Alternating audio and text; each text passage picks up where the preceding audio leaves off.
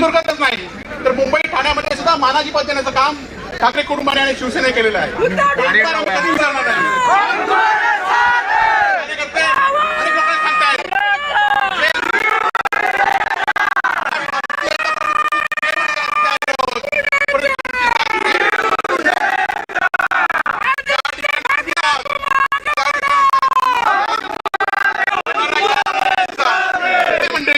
आपल्या पाठीशी खंबीरपणे उभे राहतील एवढी ग्वाही या निमित्ताने देतो आणि थांबतो. जय हिंद, जय महाराष्ट्र.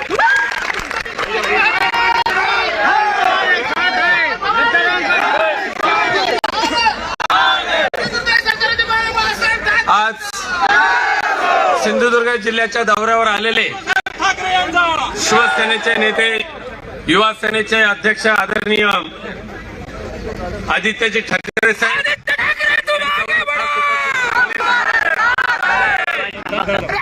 आमदार आणि आपले राजन साळवी, आमदार वैभव नाईक, आमचे अरुबाई दुधवडकर, प्रदीप बोरकर, संदेश पारकर, इतर सर्व शिवसेनेचे सन्माननीय पदाधिकारी आणि उपस्थित हजारोच्या संख्येने उपस्थित असलेले शिवसैनिक बंधू भगिनींनो, आज खऱ्या अर्थाने आपला आनंदाचा आणि अभिमानाचा दिवस आहे. या सध्याच्या घाणेरड्या राजकारणानंतर पुन्हा एकदा आदित्यजी ठाकरे यांचं सिंधुदुर्गमध्ये आगमन झाल्यानंतर जो आनंद आपल्याला पाहायला मिळाला, विमानतळापासून ते इथपर्यंत, इथून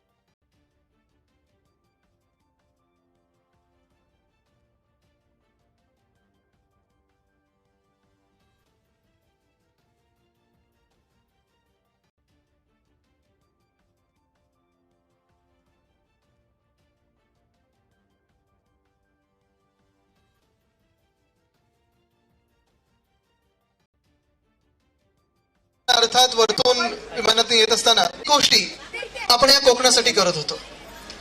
कुठे ना कुठेतरी आपल्या कोकण पट्ट्याला न्याय मिळत होता.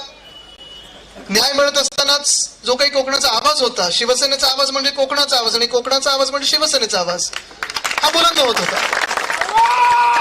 म्हणजे मी कधी कधी खासदार साहेबांना चिडवायचो किंवा खासदार साहेब तुम्ही जेव्हा दिल्लीत नसता तेव्हा कोकणात वेगळे वेगळे वाडे वस्त्यांमध्ये असता आणि तिथे नसता तेव्हा तुम्ही मुख्यमंत्री कार्यालयात असता आणि कोकणासाठी काहीतरी नवीन करत असता. त्याचसोबत प्रत्येक आपल्या कोकणातला आमदार, मग वैभवजी असतील, राजनजी तुम्ही असाल, जे दोन गद्दार झाले ते देखील, हे ना सगळ्यांना सोबत येऊन फिरायचं. आणि वैभवजी तुम्हाला आठवतं केवढं काय काय आपण ह्या कोकणासाठी करत आलेलं आहे. म्हणजे आता येतानाच गाडीत बसून मला प्रत्येक ठिकाणी जिथे बोट दाखवतील तिथे आपण काहीतरी केलेलं आहे. म्हणजे बोटीचं जर सांगायचं झालं, म्हणजे बोटाचं, या बोटाचं नाही, बोटीचं आरमार बोट, मला वाटतं त्याच्यासाठी त्या उद्घाटनाला मी आणलेलं. पर्यटन वाढवायला आपण आरमार बोट, स्कुबा डायव्हिंग या कोकणात सुरू केली. इथून काही पुढे देवबागला चिपीचे एअरपोर्ट उद्धव साहेबांनी त्याचा पाठपुरावा केला, पाठलाग करून घेतलं काम आणि आपण त्याचं उद्घाटन देखील आपण केलं. हा, श्रेयवादासाठी आणि श्रेय घेण्यासाठी, वादासाठी खूप लोक आलेले, इकडून तिकडून आले असतील, पण जे काम केलेलं आहे ते आपण केलेलं आहे. तसंच येताना मला एक तुम्ही तलाव दाखवलं, तिथे मी मला वाटतं फंड दिलेला. अनेक ठिकाणी अशी वेगळी वेगळी कामं जी आपण केली. आता ह्या नवीन जे काही तात्पुरतं बेकायदेशीर बेईमान गद्दार सरकार आहे त्यांनी स्थगिती दिली आहे. पण हे सगळं नाट्य हे 1-1.5 महिन्याचं आहे. तुम्ही आज लिहून घ्या, हे सरकार कोसळणार म्हणजे कोसळणारच.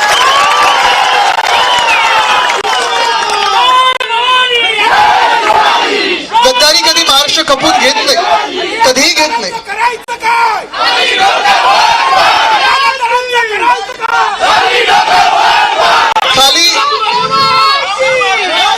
खाली डोकं वर पाय म्हणू नका, त्यांनी पण चांगला फायदा होतो. हल्ली योगामध्ये त्याला शीर्षासन बोलतात. हे ना काय कुठे कळतच नाहीये म्हणून पलीकडे गेलेत. पण एक नक्की आहे की मला आठवतं मी पण जेव्हा मंत्रिपदाची शपथ घेतली तेव्हा माझे जे पहिले 2 निर्णय होते ते वर्षानुवर्ष, म्हणजे राऊत साहेब मी जेव्हा 4 वर्षाचा असेल तेव्हा तो प्रकल्प सुरू झाला, पहिली परवानगी त्याला मिळाली असेल. माझं भाग्य आहे की मंत्री म्हणून जेव्हा मी कामाला सुरुवात केली तर माझं पहिलं काम हे होतं की आपलं शिरोड्यामधलं हॉटेल आणि दुसरं म्हणजे मला वाटतं अजून एक टिंबलूनचं हॉटेल, हे 2 ताज आणि अजून एक, ह्या 2 हॉटेल जे साधारण 25 आणि 26 वर्ष हे प्रकल्प रखडून पडलेले, त्या कोकणाच्या आपल्याला पर्यटनाला चालना देण्यासाठी या हॉटेलना मी चालना दिली. पहिलं मंत्रिमंडळाच्या बैठकीत आणलं आणि ते काम कोकणासाठी करून घेतलं.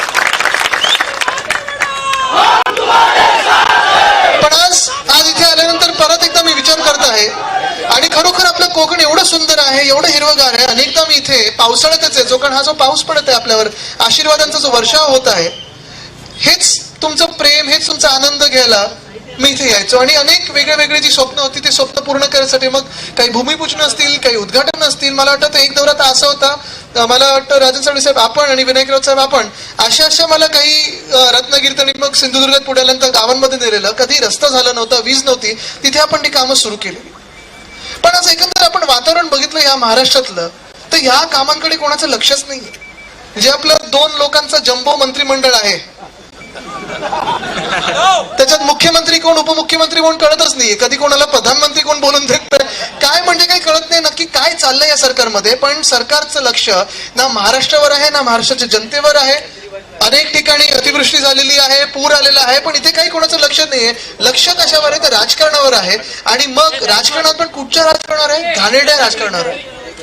मी कधीही असं घाणेरडं राजकारण माझ्या तरी आयुष्यात बघितलं नाही.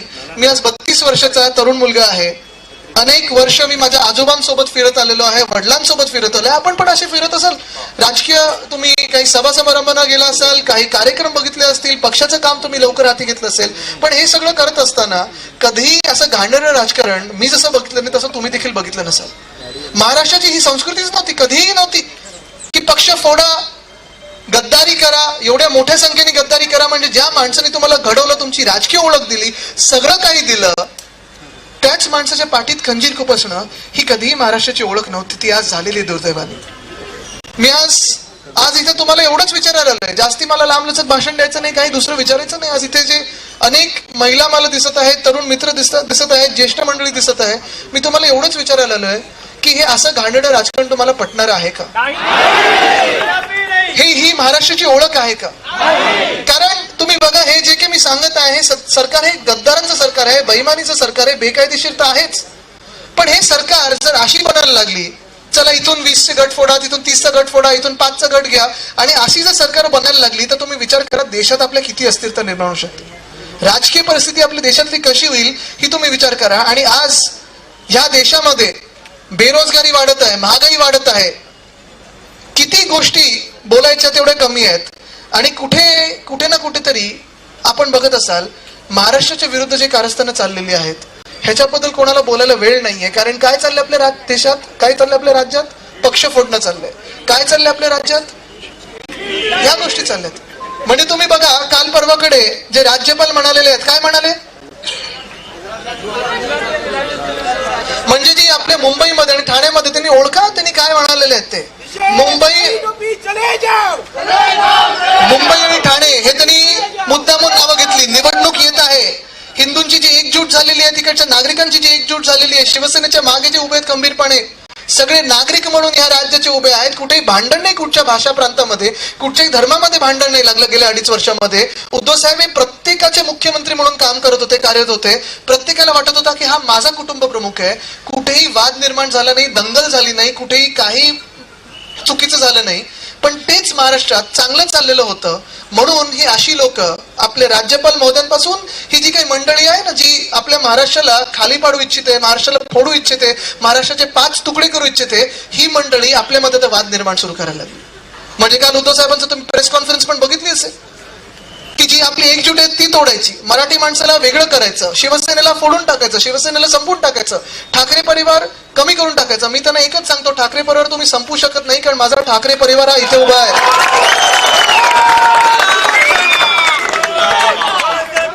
पण जो काही बुलंद आवाज कोणी प्रश्न विचारतील, कोणी जे प्रश्न विचारतील, बरोबर जे प्रश्न विचारतील, बरोबर पोट त्या कारणावर नेतील, हे सगळ्या ज्या गोष्टी ज्यांचा आवाज बुलंद आहे तसा आवाज दाबून टाकायचा, महाराष्ट्राला संपवून टाकायचा, म्हणजे एकदा महाराष्ट्र संपला की आपले सगळे धंदे वेगळे सुरू होऊ शकतील. हे राजकारण आहे. आणि त्या राजकारणामध्ये फसले ते आपले 40 निर्लज्ज गद्दार. पण आज माझ्या मनात कुठेही त्यांच्याबद्दल राग नाही, द्वेष नाही. आणि मी सतत सांगत आलेलो आहे, काही काही लोक आता पलीकडचे पण, जिथे मी आता जाणार आहे थोड्या वेळात, मला वाटतं तिथे आपण पोहोचणार आहोत. नाही, मला तिकडचे लोक त्यांच्या मनात जे काही आहे उद्धव साहेबांबद्दल, माझ्याबद्दल, शिवसेनेबद्दल, शिवसैनिकांबद्दल, हे आतापर्यंत काय सांगायचे की आमच्या मनात प्रेम आहे, आमच्या मनात आदर आहे, आमच्या मनात तुमच्याबद्दल उच्च स्थान आहे. पण हे तुम्ही गेल्या 2 आठवड्यातले ते त्यांचे काही बोल आहेत, त्यांच्या प्रेस कॉन्फरन्स आहेत, त्यांचे इंटरव्ह्यूज आहेत, ते काढा. त्यांच्या मनात आणि त्यांच्या डोळ्यात जो राग, जो द्वेष दिसत आहे, शिवसेनेबद्दल असेल, शिवसैनिकांबद्दल असेल, पक्षप्रमुखांबद्दल असेल, माझ्याबद्दल असेल, ते आता कळायला लागले. मंत्रिपदासाठी गेलेत ते, बरोबर पण चूक काय? त्यांना एकदा दिलेलं नाही, सगळ्यांना द्यायचं नाही का? की तुमचीच मालमत्ता आहेत किती. पण हेच मला दुःख होतं की आम्ही ह्यांना काय कमी दिलं. तुम्ही मला सांगा, काय कमी दिलं काय ना? म्हणजे आपण त्यांना प्रेम दिलं, विश्वास दिला. उद्धव साहेब आणि शिवसैनिकांनी त्यांना आशीर्वाद दिले, भरभरून दिले.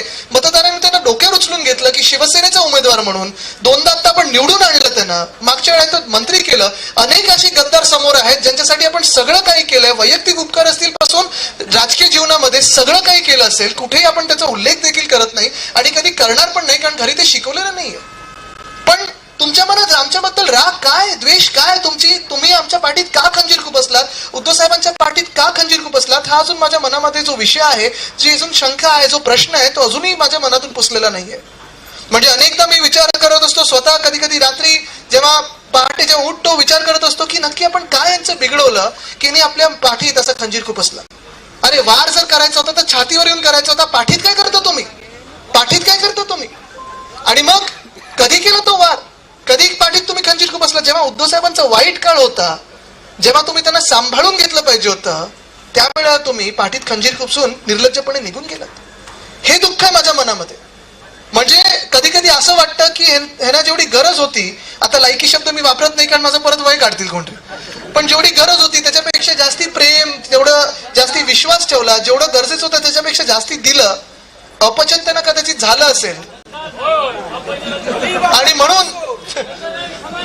आणि म्हणूनच कदाचित त्यांचा राग आमच्यावर असेल की अरे ह्या परिवाराने, ह्या पक्षाने, ह्या शिवसैनिकाने मला गरजेपेक्षा जास्ती दिला, मला अपचन झालं आणि म्हणून चला हा पक्ष आता फोडायला पाहिजे.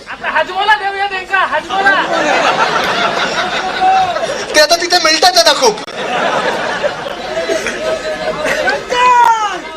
पण तुम्ही हे तुम्ही लक्षात घ्या की मी हे सतत सांगत आलेलो आहे की जी गद्दारी झालेली आहे ही सर्वांसोबत झालेली आहे. ही गद्दारी ही राजकीय संस्कृतीसोबत झालेली आहे. कारण तुम्ही विचार करा, अनेक वेळा मी बघितलं ह्या राजकारणात महाराष्ट्रामध्ये आमदार इकडून तिकडे जात असतात, तिकडून इकडे येत असतात. राजकीय संस्कृती ही राहिलेली. असं नाहीये की कुठेही कोणी एक पक्ष पकडला की कधी कधी लोकांना पटतं, दुसऱ्या पक्षाची एक भावना पटते, जी काही त्यांची विचारधारणा असते ती पटत असते. पण ह्या लोकांवर जे काही घडलेलं आहे, 40 गद्दारांवर, काही ठराविक मला माहिती आहे त्यांच्यावर काही दडपण होती. मला माहित नाही काय दडपण होती, तुम्हाला कदाचित जास्ती माहिती असेल. हे जग जाहीर झालेलं आता, ही दडपण ही जग जाहीर झालेली आहेत. पण माझं त्यांना म्हणणं अजूनही असं आहे की माझ्या मनात तुमच्याबद्दल राग, द्वेष काही नाहीये.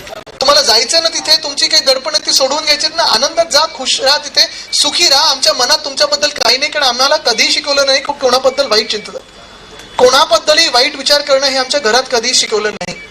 तुम्हाला राहायचं तिथे आनंदात राहा, सुखी राहा, तुमचं जे काही ते सोडवून घ्या, खुश राहा.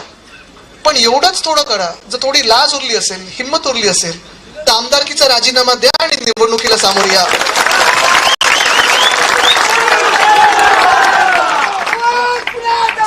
आमदारकीचा राजीनामा द्या, निवडणुकीला सामोरे या. जे काही जनता ठरवेल ते आम्हाला मान्य असेल आणि ही निवडणूक होऊन जाऊ दे एकदा, महाराष्ट्रात 40च्या 40 सीटांवर घ्या निवडणूक, बघूया कोण जिंकतंय.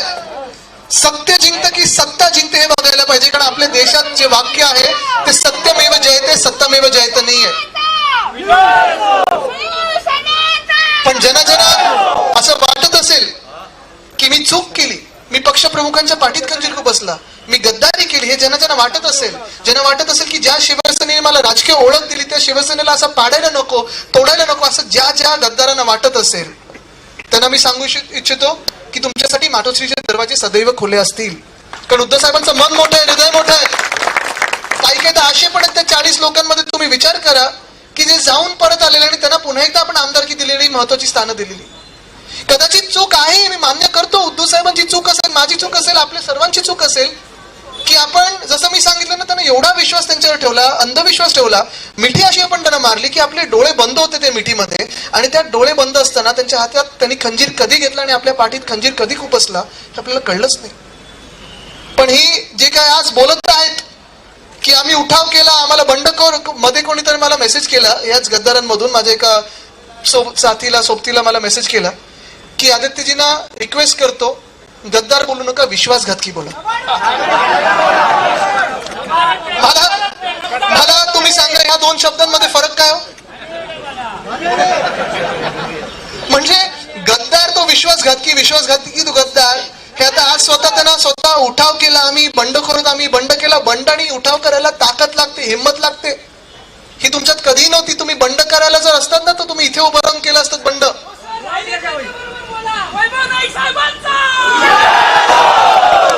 त्यांना मी सगळीकडे घेऊन फिरतोय, त्यांची हिंमत आहे ती सगळीकडे दाखवायला. त्यांना मुंबईत पण घेऊन फिरतोय. पण तुम्हाला एक सांगतो, तुम्ही लक्षात घ्या, कारण ही महाराष्ट्राची वृत्ती कधी नव्हती. ही महाराष्ट्राची वृत्ती कधी नव्हती. बंड जर करायचा असता, उठाव करायचा असता, तुम्ही महाराष्ट्रात राहिला असता, तुम्ही उठाव केला असता, हिंमत असती तुमच्यामध्ये सांगायची की हे होतं ते चुकीचं होतंय. ते केलं त्यांनी, ती गद्दारी केली. कुठे गेले गद्दारी करायला? पहिलं सुरत मध्ये सगळ्यांना स्वतःची सुरत दाखवली, काय होते, नाचत होते, काय धिंगाणा घालत होते. तिथून कुठे गेले? गुवाहाटी.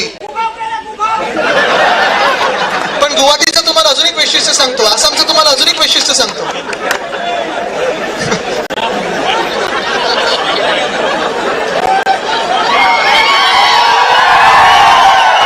वैभवजी, मला वाटतं महाराष्ट्राला गद्दारांचं सत्य माहिती, आपल्याला काही सांगायची गरजच नाहीये.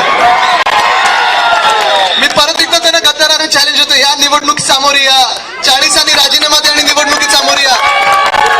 वैभवजी, आपण प्रचार पण नाही करत, हेच सगळे प्रचार करतील आपल्यासाठी. पण तुम्ही वृत्ती बघा कशी असते, माणूस की कशी असते, शिवसैनिक कसा असतो विचार करा. जर हे जे सांगतात ना की आम्ही खरे शिवसैनिक, आम्हाला बाळासाहेब ठाकरेंची शिकवण आहे, दिघे साहेबांची शिकवण आहे, हे जेव्हा आसाममध्ये गेलेले ना तेव्हा ह्याच प्रेसमधून आपल्याला 2 चित्र समोर आलेली. एका बाजूला महापूर आलेला, महाप्रलय आलेला, पूर आलेला, एक लोक बेघर झालेली, लाखो घरं वाहून गेलेली, घालायला वस्त्र नव्हते, खायला अन्न नव्हतं. आणि तिथे दुसऱ्या बाजूला जी काही चित्र ह्याच प्रेसमधून येत होते, ते मस्त टी शर्ट ट्रॅकपॅन्ट मध्ये हॉटेलमध्ये ब्रेकफास्ट करतायत, जेवतायत, नाचतायत. हे सगळे 40 गद्दार आपले. मला तुम्ही सांगा, ह्या 40 गद्दारांना ज्यांनी गुवाहाटीमध्ये जिथे बाजूला पूर आलेला तिथे जाऊन धिंगाणा घातला, मजा मस्ती केली ना, तुम्ही कधी शिवसैनिक बोलाल? त्यांच्या रक्तात शिवसेना असती तर लाज वाटली असते आणि उतरले असते त्या पाण्यात त्यांना मदत करायला. तिथून आले गोव्यामध्ये, बरोबर आहे, हे लोकांमध्ये आहे, सत्य आहे, निर्लज्ज झाले सगळे. पण तिथून कुठे आले? आपल्या शेजारी गोव्यात आले. गोव्यातले तुम्ही व्हिडिओ बघितले का? ते टेबलावर नाचणारे तुमचे राज्यकर्ते होऊ शकतात? ते टेबलावर नाचणारे, हातवारी करणारे तुमचे नेते होऊ शकतात? तुमचे लोकप्रतिनिधी होऊ शकतात? महाराष्ट्राचा कधी चेहरा होऊ शकतो का? नाही होऊ शकत. आणि मग तिथून आल्यानंतर हे जेव्हा विधान भवनात आले, आम्ही शिवसेनेचे 15 शूरवीर आमदार, मग राजनजी होते, वैभवजी होते, मला वाटतं आपले अनेक लोक, 15 लोक, भास्करराव होते, चौधरी साहेब होते, सुनील प्रभू साहेब होते, राहुल पाटील होते, नितीन देशमुख होते, कैलाश पाटील होते, सगळे आम्ही तिथे बसलेलो होतो. विधान भवनात आम्ही गेलो. आमच्या चेहऱ्यावर बघा, कुठेही आमच्या चेहऱ्यावर दुःख नाहीये.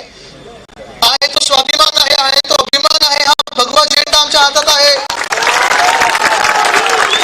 आम्ही गद्दारी केली नाही, आम्ही चोरी केली नाही, आम्ही खोटं बोललो नाही, विश्वासघात केला नाही. आम्ही अभिमान आणि स्वाभिमानाने त्या विधान भवनात चालत गेलो होतो. 15च्या 15 लोक, एकामेकांवर विश्वास होता.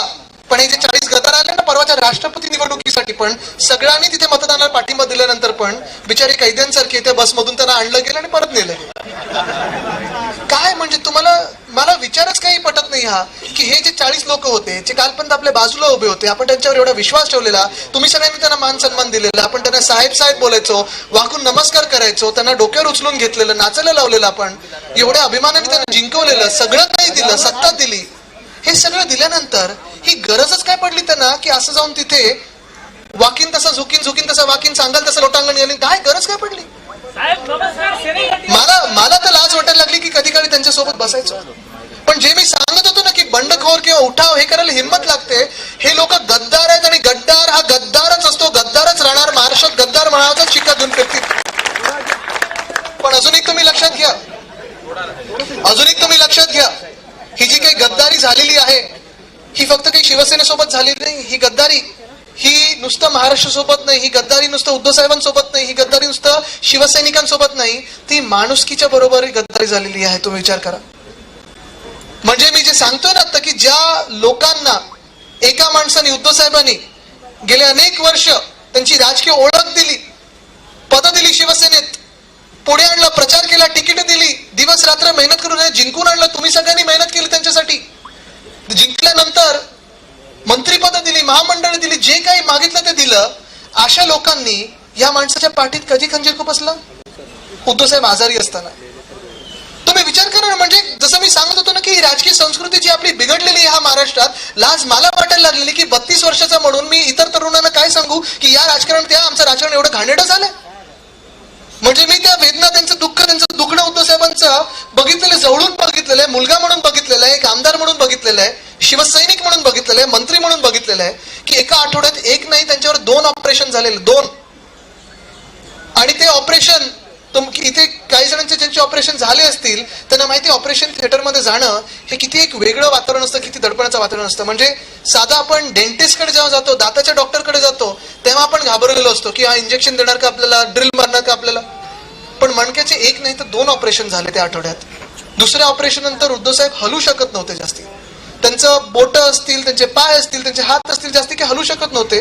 ते बेडमधून न हलत असताना ह्या गद्दारांनी, ह्या 40 गद्दारांनी ज्यांना उद्धव साहेबांनी सगळं काही दिलं, तीच वेळ निवडणी बरोबर की चला आता पक्ष फोडायला सुरुवात करू. म्हणजे ज्या मिनिटाला ज्या ह्या 40 लोकांनी ज्यांना उद्धव साहेबांनी सगळं काही दिलं, म्हणजे कदाचित आम्हाला कमी दिलं असेल, ह्या लोकांना जास्ती दिलं असेल, एवढं प्रेम दिलं, एवढा विश्वास ठेवला, सगळं काही दिलं, त्या माणसाला जेव्हा बरं नसतं तेव्हा तो माणूस हॉस्पिटलमध्ये असतो, तो माणूस हलू शकत नाही. तुम्ही त्या माणसाला जपून घ्यायचं असतं, सांभाळायचं असतं की अशी गद्दारी करायची असते? तुम्ही विचार करा ना. म्हणजे ज्या मिनिटाला उद्धव साहेब हलू शकत नव्हते तरी देखील वैभवजी तुम्ही सांगू शकाल, विनायकराव साहेब तुम्ही सांगू शकाल, राजन साळवी साहेब तुम्ही सांगू शकाल की तेव्हा कोविडचा काळ वाढत होता डिसेंबरमध्ये. आणि कोविडचा काळ वाढत असताना उद्धव साहेब दुसऱ्या की तिसऱ्या दिवशी त्या हॉस्पिटलच्या बेडमधून व्हॉट्सअपवर लोकांशी संपर्क साधत होते. जिल्हा प्रमुख असतील आपले शिवसेनेच्या, किंवा मग शासन प्रशासन मध्ये कमिशनर असतील, कलेक्टर असतील, SP असतील, की कोविड मधून लोकांना कसं वाचवायचं, महाराष्ट्राला कसं वाचवायचं. मंत्रिमंडळाच्या बैठका VC मधून घेत होते. पण हे सगळं सुरू असताना हे गद्दारांचे नेते पक्ष फोडायला सुरुवात करत होते. आमदारांना विचारत होते, माझ्यासोबत येतो का, माझ्यासोबत येतो का, मी मुख्यमंत्री होणार का? हे तुम्हाला पटणार आहे? ही माणुसकी तरी आहे का? तुम्ही मला सांगा. म्हणजे हे जे मी मुलगा म्हणून बघितलेले आहेत उद्धव साहेबांच्या वेदना, ते आज पहिल्यांदा मी बोलत आहे. आधी बोलायची वेळ आली नव्हती, कारण आम्हाला वाटलेलं की ही 40 लोक आम्हाला परिवार म्हणून सांभाळून घेतील, आमच्यावर जेव्हा वाईट काळ चाललेला तेव्हा आमच्या सोबत राहतील. पण ह्याच गद्दारांनी आमच्या पाठीत खंजीर खुपसला, आणि नुसतं आपल्या नाही तर माणुसकीच्या पाठीत खंजीर खुपसला. म्हणजे हे 40 गद्दार यांच्या घरातल्या स्वतःच्या लोकांचे नाही झाले, यांच्या परिवारांचे नाही झाले, यांच्या कुटुंब प्रमुखांचे नाही झाले, हे महाराष्ट्राचे तरी काय होणार? उठसूट लोकांना सांगत चालले की चल तू माझ्या पक्षात आहे, तुला मंत्रिपद देतो, महामंडळ देतो. एवढ्या लोकांना त्यांनी असं काही वचनं देऊन ठेवले जणू काही 3-4 राज्यांमध्ये यांची मंत्रिमंडळ होतात, आणि अजून 1 महिना होऊन गेला, तिसरा माणूसही निवडू शकले नाही. प्रत्येक वेळी ना दिल्लीला जायला लागते, दिल्ली समोर झुकायला लागतं. आधी कसं ठाण्यातून मुंबईत यायचे, कधी फोन करायचे, काही एवढा विश्वास ठेवलेला की यांना विचारायला पण लागायचं नाही. अनेक आपले असे मंत्री होते किंवा नेते होते ज्यांच्यावर एवढा विश्वास होता की कधी उद्धव साहेबांनी यांच्या कामात हस्तक्षेप नाही केला ना, कधी प्रश्न विचारला. पण कदाचित हीच चूक झाली असेल की उद्धव साहेबांनी एवढा विश्वास ठेवला, आणि ही मान्य करतो. पण अजून एक सांगतो आणि अभिमानाने सांगतो की शिवसैनिकांवर विश्वास ठेवणं ही चूक असेल आमची, ती पुन्हा पुन्हा चूक करू, पाठीवर अजून वार घेऊ, पण शिवसैनिकांवर प्रेम नाही ठेवायचं आणि विश्वास नाही ठेवायचा, तर कोणावर ठेवायचं? पण ही मुळात शिवसैनिकच नव्हते. आणि मग आता गद्दारी झाल्यानंतर वेगळी वेगळी कारणं सांगतात. कधी कोण काय सांगताय, फंड नाही मिळाला. ते अजितदादांनी सगळं वाचूनच दाखवलं पवार साहेबांनी. मग काय सांगतात, आणि मीच सगळीकडे जेवढा पर्यटनाचा फंड मीच दिलेला आहे तेवढा मला वाटतं गेल्या 2 किंवा 3 टर्म्स मध्ये पर्यटन खात्याला फंड नसेल तेवढा आपण या महाराष्ट्रात सगळीकडे वितरित केला. आता स्टे मिळाला काही काही ठिकाणी. मंदिरांना आपण फंड दिलेला आहे. अनेक मंदिरांचा आपण वेगळ्या वेगळ्या ठिकाणी आपण त्यांना नीट रिपेअर करत होतो, सगळं करत होतो. नवी मुंबईमध्ये तिरुपतीचं मंदिर आणत होतो. मी स्वतः जाऊन युपी मध्ये मागणी केलेली की अयोध्येच्या ठिकाणी महाराष्ट्र भवन आणावं. या सगळ्याला कदाचित स्थगिती मिळाली असेल. म्हणजे हिंदुत्व कधी बोलतात, कधी फंड बोलतात, कधी हा पक्ष सतवतो, कधी तो पक्ष सतवतो. आता मी परवाकडे हेच बोललो की कारण एवढी द्यायला लागली स्वतःच्या गद्दारीसाठी की उद्या बोलतील आदित्य नुसतं ब्लू शर्ट घालून फिरतो म्हणून आम्ही गद्दारी केली. पण हे सगळं खोटारडेपण आहे. हे खोटं बोलत आहेत, स्वतःला वाचवायला गेलेले आहेत. इतर काही दडपण असतील त्याच्यासाठी गेले असतील. पण माझं मत एवढंच आहे की जे काही असेल तुमचं, तुम्हाला लख लाभो, आनंदी राहा. कधीही आम्ही तुमच्याबद्दल काही वाईट विचार करणार नाही. जेवढंच उपकार करा ह्या महाराष्ट्रावर. ही महाराष्ट्राची संस्कृती बिघडवू नका. महाराष्ट्रात एकच संस्कृती आहे की आपण एकनिष्ठ राहतो, एकजूट राहतो, कोणासमोर झुकत नाही. आज तुम्ही झुकलेला आहात, ठीक आहे, झुकलात ना झुकलात, तुम्ही सगळं विकलात. पण ही शिवसेना, आणि जी शिवसेना एका ब्रीदवाक्यावर चालते, जे माझ्या पणजोबांनी माझ्या आजोबांना सांगितलेली, म्हणजे प्रबोधनकार ठाकरेंनी हिंदुराज सम्राट बाळासाहेब ठाकरेंना सांगितलेली, ते मला आणि माझ्या वडिलांना त्यांनी शिकवून दिली की आदित्य, पैसा येतो जातो पुन्हा येतो, पण नाव गेलं ना ते परत येत नाही. ते नाव जपायला शिक.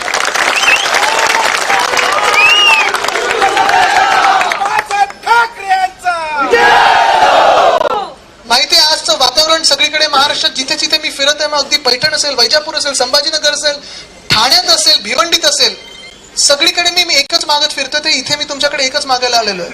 मला इतर काही नको. निवडणुका होतील तेव्हा होतील, कारण या गद्दारांना नाही, निवडणुकीला सामोरे जायला लागेल. कारण वरतून देव बघत आहे, खालती जनता बघत आहे, जनता जनार्दन बघत आहे. हे बेईमानांचं सरकार आहे, बेकायदेशीर सरकार आहे. हे कोसळणार म्हणजे कोसळणारच आहे, लिहून द्या. मध्यवर्ती निवडणुका येणार, पण मला आपल्याकडून एकच पाहिजे. कारण ह्या दुःखातून पुढे जायचं असेल, ह्या विश्वासघातातून, या गद्दारीतून पुढे निघायचं असेल, लढायचं असेल, तर मला तुमचं प्रेम पाहिजे आणि तुमचे आशीर्वाद पाहिजे. आणि जर तुमचं प्रेम आणि तुमचे आशीर्वाद माझ्या सोबत असतील तर सगळ्यांनी हात वरती करून मला भरभरून प्रेम आणि आशीर्वाद द्या. कारण हीच माझी ताकद आहे, हेच प्रेम आहे. शिवसेनेत हीच आपली ताकद आहे. महाराष्ट्र बांधायचं आहे आणि राजकारणात आपल्याला सगळ्यांना सांगायचं आहे की चांगल्या लोकांना स्थान असतं. धन्यवाद. जय हिंद, जय महाराष्ट्र, वंदे मातरम. इथे माननीय आदित्यजींचं स्वागत करायला काँग्रेसचे अभय शिरसाट आणि इतर सर्व पदाधिकारी, नगराध्यक्ष कुडाळच्या अभयजी शिरसाट आणि सर्व काँग्रेसचे नेते, या जिल्ह्यातले सन्माननीय आमचे युवासेना प्रमुख आदित्यजी ठाकरे साहेबांचं स्वागत या ठिकाणी करतात. मी सर्व शिवसैनिकांना या ठिकाणी मनापासून धन्यवाद देतो की आपण जे उपस्थिती, जे प्रेम आपण उद्धवजींच्या, आदित्यजींच्या नेतृत्वावर आपण या ठिकाणी दाखवलं आणि ज्या हजारोंच्या संख्येनं आपण या ठिकाणी सहभागी झालात आणि पुन्हा एकदा शिवसेनेवर विश्वास या ठिकाणी आपला दाखवलात. हे राष्ट्रवादीचे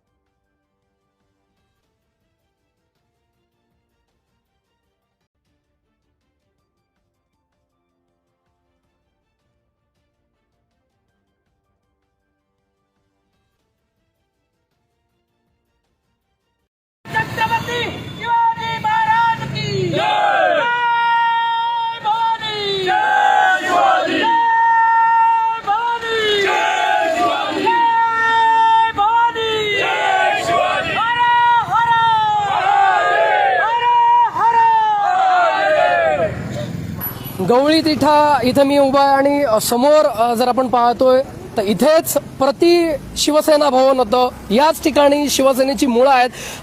जे आम्ही सकाळपासून सांगतोय की शिवसेनेच्या आठवणी, शिवसेनेची मुळं ही गवळी तिठावर आहेत आणि स्वतः बबन साळगावकर जे आम्ही सकाळपासून सांगत होतो की आदित्य ठाकरे यांचं स्वागत करण्यासाठी गवळी तिठावर उभे राहणार आहेत. माझ्यासोबत बबनराव आहेत. बबनराव, खरी शिवसेनेची मुळं ही या ठिकाणात आहे. राजा शिवाजी चौकात ही सगळी मुळं रुजलेली आहेत. शिवसैनिकांना खरं तर इथनंच आदित्य ठाकरेंची जल्लोषी मिरवणूक न्यायची होती, मात्र पोलिसांकडनं सूचनावजा आदेश आले आणि इथनं होणारी मिरवणूक त्यांना चिटणीस नाक्यापासून न्यावी लागते. मात्र तुम्ही शिवसेनेच्या मुळं जिथे आहेत त्या मुळावरच उभे आहात. इथेच आदित्य ठाकरेंचं स्वागत होणार आहे. याच ठिकाणी बाळासाहेब सुद्धा शिवसेना भवनात आले होते आणि नंतर शिव उद्यानात सभा झाली होती. आज आदित्य ठाकरेंचं स्वागत त्याच ठिकाणी, त्याच मुळाच्या ठिकाणी तुम्ही करताय, काय सांगाल? आजचं स्वागत हे महत्त्वाचं स्वागत आहे. या ठिकाणी शिवसेनेची स्थापना 1969 या ठिकाणी झाली. ह्या समोरच्या इमारतीमध्ये आता इमारत नाही, परंतु तिकडे शाखा होती. अनेक दिग्गज नेते या ठिकाणी येऊन गेलेत आणि आज मातोश्रीवरती होत असलेले प्रकार बघितल्यानंतर मन त्या दिवशी विषण्ण झालं होतं आणि कुठेतरी हे थांबवावं आणि पुन्हा एकदा त्यांना भरारी यावी याच्या ठिकाणी सावंतवाडी शहरामध्ये आम्ही या ठिकाणी सगळे उमेश कोरगावकर आहेत, माजी शिवसैनिक नगरसेवक सन्माननीय सुरेश भोगटे आहेत, विलास जाधव आहेत, त्यानंतर आमचे अध्यक्ष शिवाजी चौक मित्रमंडळाचे, हे सगळे एकत्र येऊन आम्ही स्वागत करतोय. बबनराव, खरं तर म्हणायचं झालं तर तुम्ही त्या काळाचे शिवसैनिक आहात, ज्या काळात खोपकर प्रकरण घडलं होतं आणि रक्तानं लिहिलेलं पत्र तुम्हाला पण आलं होतं ज्यावेळी तुम्ही शिवसेना सोडली होती. आज शिवसेनेचे नेते, युवा नेते आहेत, ते सावंतवाडीत येत आहेत आणि शिवसेनेवर संकट आलेलं आहे असं तुम्ही आता तुमच्या बोलण्यातनं म्हटलेलं आहात. याकडे तुम्ही कसं पाहताय आणि या स्वागतानंतर किंवा वैभव नाईकांनी सुद्धा तुमची गुरुकुलम इथे भेट घेतली होती, यानंतर काही चर्चा या राजकीय वर्तुळात सुरू आहेत, त्याबद्दलही काय सांगाल? खरं सांगायचं झालं तर आता एखाद्या माणसाला शरद पवार साहेबांनी आमचे सावंतवाडीचे जे आमदार आहेत त्यांना सर्वप्रथम सावंतवाडीतून विधानसभेचं तिकीट दिलं. तिकीट दिल्यानंतर सावंतवाडीचे आमदार दीपक केसरकर हे 5 वर्ष पण राष्ट्रवादीमध्ये स्थिर होऊ शकले नाहीत. मी बघितलेलं आहे. आम्ही सगळ्या कार्यकर्त्यांनी एकत्र येऊन त्यांना निवडून आणण्यासाठी प्रयत्न केले, निवडून आणलं, परंतु एखाद्या पॉपकॉर्नचं भांडं असतं बघा, त्या पॉपकॉर्न टाकल्यानंतर जे तडफडतात तसे ते मंत्रिपदात तडफडताना मी बघितले आणि त्यावेळी मला वाटलं की हा मनुष्य कधीच समाधानी होणार नाही. आणि त्याच्यानंतर त्यांनी आज सांगतायत मला आज ते सांगतात की मला नारायण राणेंबरोबर बसायला ते ज्येष्ठ आहेत, मला शरम वाटणार नाहीत. काय बोलताय तुम्ही? मग तुम्ही त्यावेळी ज्या कारणासाठी दहशतवाद किंवा तुमच्या कन्येच्या घरावरती जे गुंड पाठवले म्हणून जे आकंठ तांडव करून लोकांचा तुम्ही गैरसमज करत होता काय, याची उत्तर त्यांना द्यावी लागतील.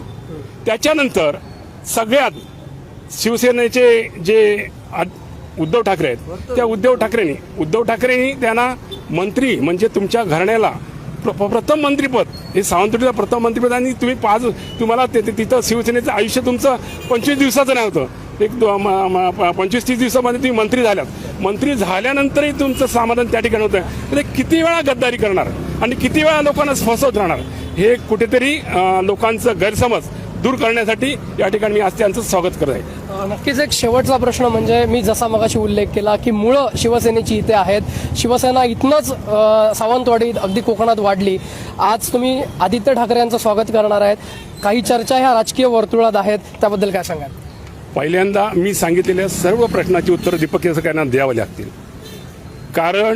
कारण की प्रत्येक वेळा दहशतवाद तुम्ही सांगितलेलं आहे आणि दहशतवादाचे जे चित्र निर्माण केलं आहे आणि तुमच्या स्वार्थासाठी तुम्ही सातत्याने पक्षांतर करतायत, त्यामुळे कार्यकर्त्यांचे अत्यंत अतोनात हाल होत आहेत.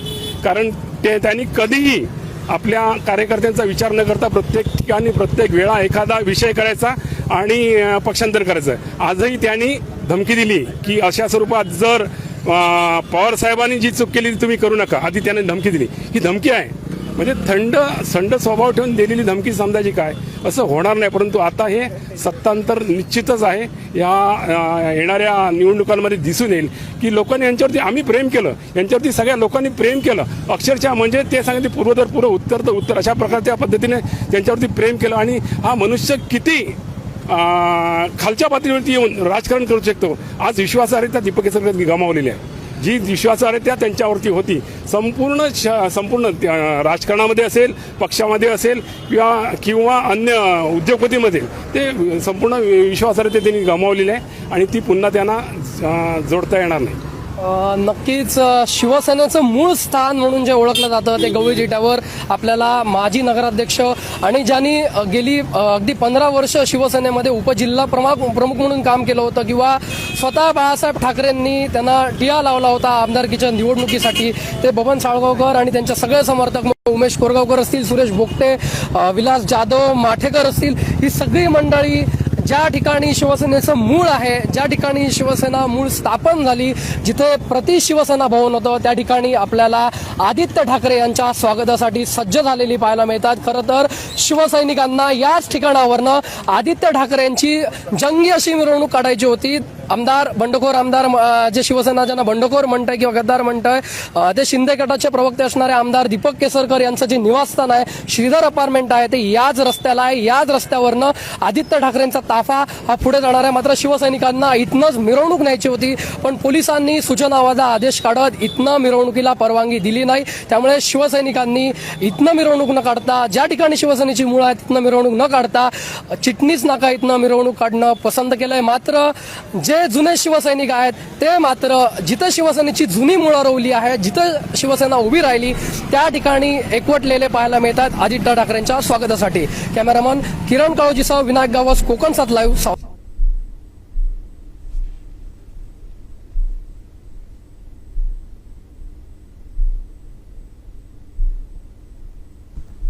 धन्यवाद विनायक, या सगळ्या माहितीबद्दल. आपण पाहत होतो आता आपण सावंतवाडीच्या गवळी तिट्यावरती थेट माजी नगराध्यक्ष आणि जुने शिवसैनिक बबनजी साळगावकर होते आणि त्यांनी सगळ्या आपल्या भावना आहेत त्या शिवसेनेसोबतच्या आठवणी आहेत. आणि केसरकरांवरती या ठिकाणी त्यांनी टीकाचं सोडलं आहे की केसरकर तुम्ही अजून किती खालच्या पातळीला येणार आहात, जनतेची सहानुभूती तुम्ही गमावली आहेत असं वक्तव्य केलंय. सर काय सांगाल, साळगावकरांनी आपल्या भावना अतिशय तीव्र शब्दात केसरकरांबद्दल व्यक्त केल्यात, काय सांगाल?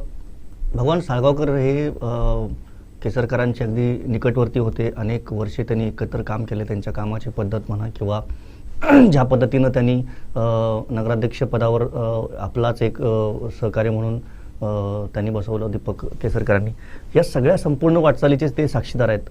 आणि ते अगदी जवळून या शिवसेनेतल्या ज्या काही घडामोडी ज्या 2 टर्ममधल्या झाल्या, त्यांच्या मंत्रिपदासंदर्भात जी काही चर्चा झाली किंवा ज्या काही भेटीगाठी झाल्या, या सगळ्यांचे ते साक्षीदार आहेत. त्यामुळं कदाचित त्यांच्या त्या भावना तीव्र झाल्या असतील की प्रत्यक्षात काही घटना समोर घडलेल्या त्यांनी बघितलेल्या आहेत. आणि म्हणून केसरकरांनी जे काही आता या अलीकडच्या काळात राजकीय भूमिका घेतली त्याबद्दल त्यांच्या संतप्त प्रतिक्रिया व्यक्त होत आहेत.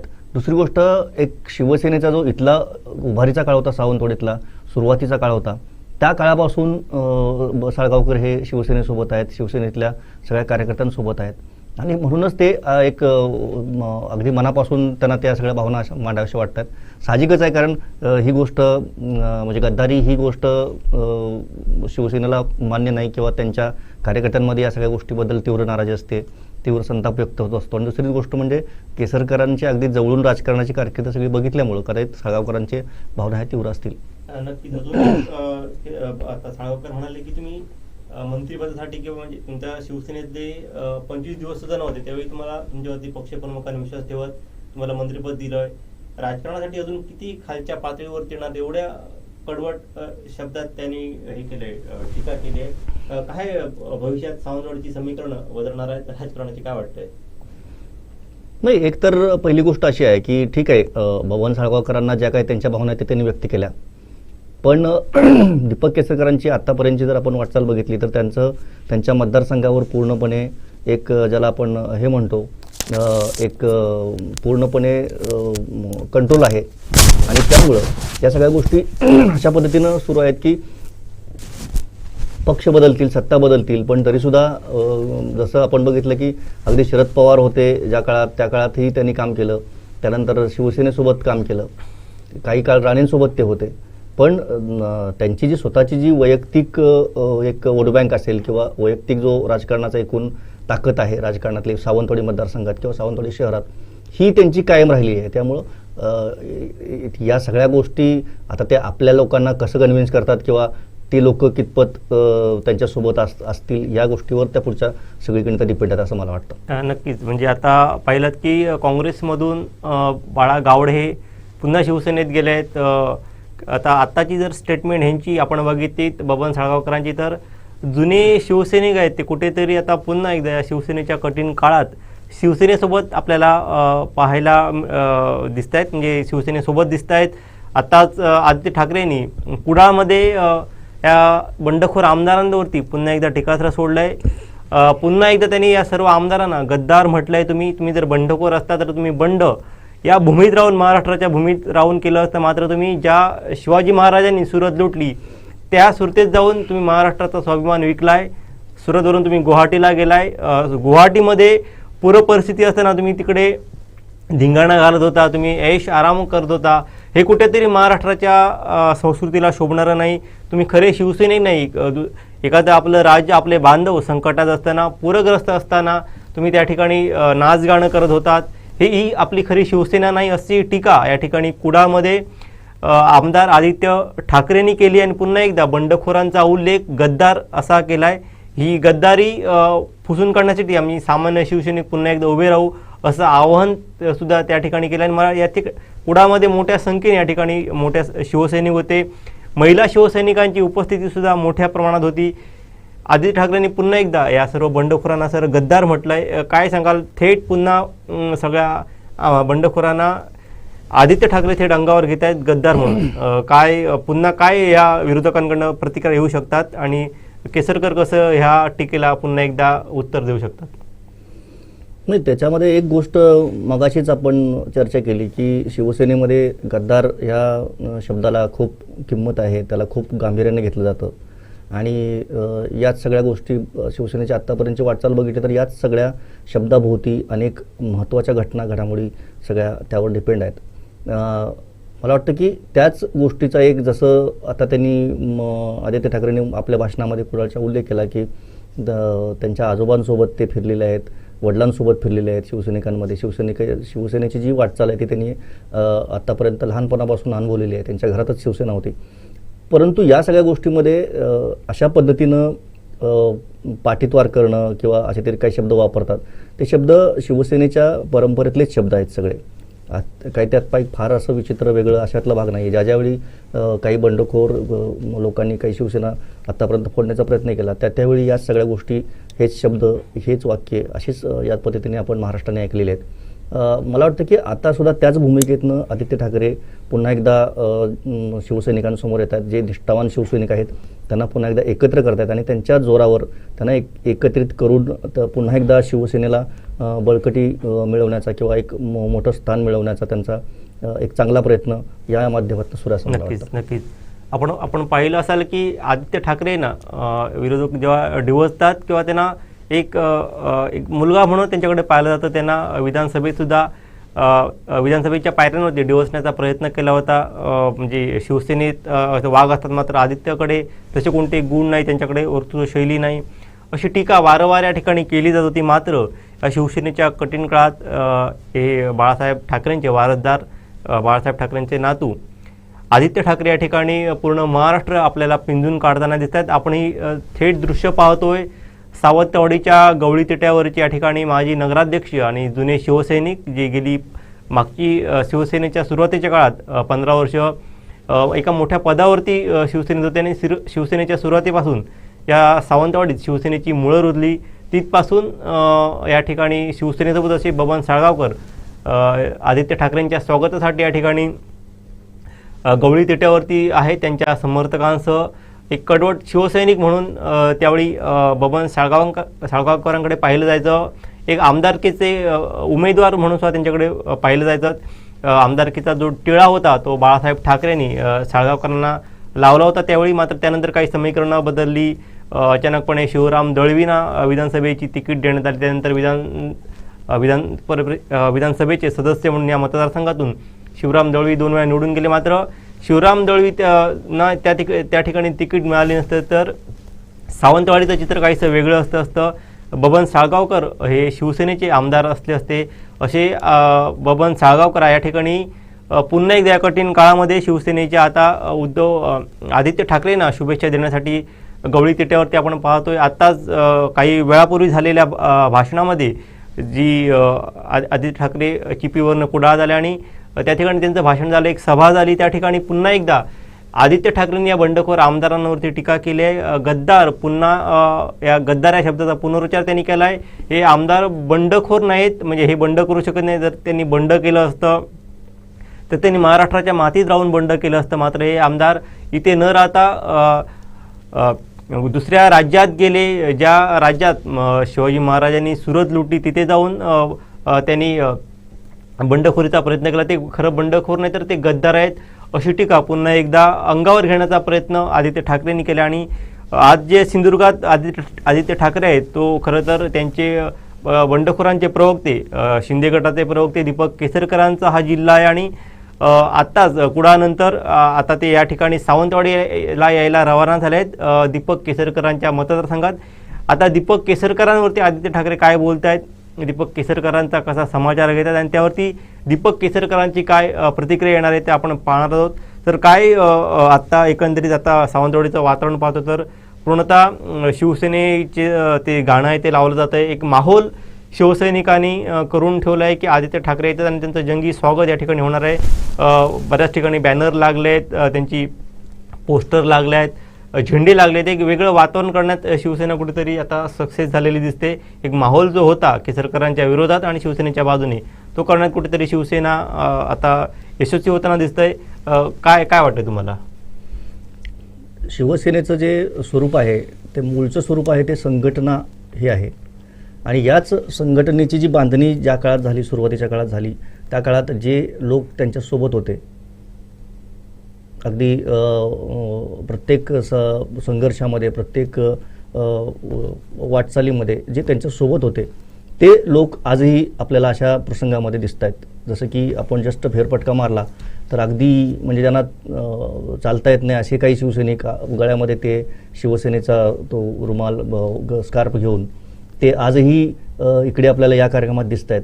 असे काही लोक मी आता जस्ट बघितले जाऊन तिकडे कशा पद्धतीने हे सगळे येत आहेत. तर ही खरी शिवसेनेची ताकद आहे की ज्यांचं प्रेम बाळासाहेबांवर, ठाकरे घराण्यांवर आहे किंवा भगव्यावर आहे, तर ते लोक मला वाटतं की या सगळ्या गोष्टींपासून लांब राहू शकत नाही आहेत. आणि या सगळ्या बंड म्हणा किंवा नवीन सरकार स्थापना म्हणा किंवा कुणाच्या सहकार्यानं आपण सरकार स्थापन करतो, ह्या सगळ्या राजकीय घडामोडी, राजकीय तडजोडीच्या गोष्टी आहेत. याला फार महत्त्व शिवसेनेने, मला वाटतं की बाळासाहेबांनी पण त्यांच्या त्या काळात दिलं नाही.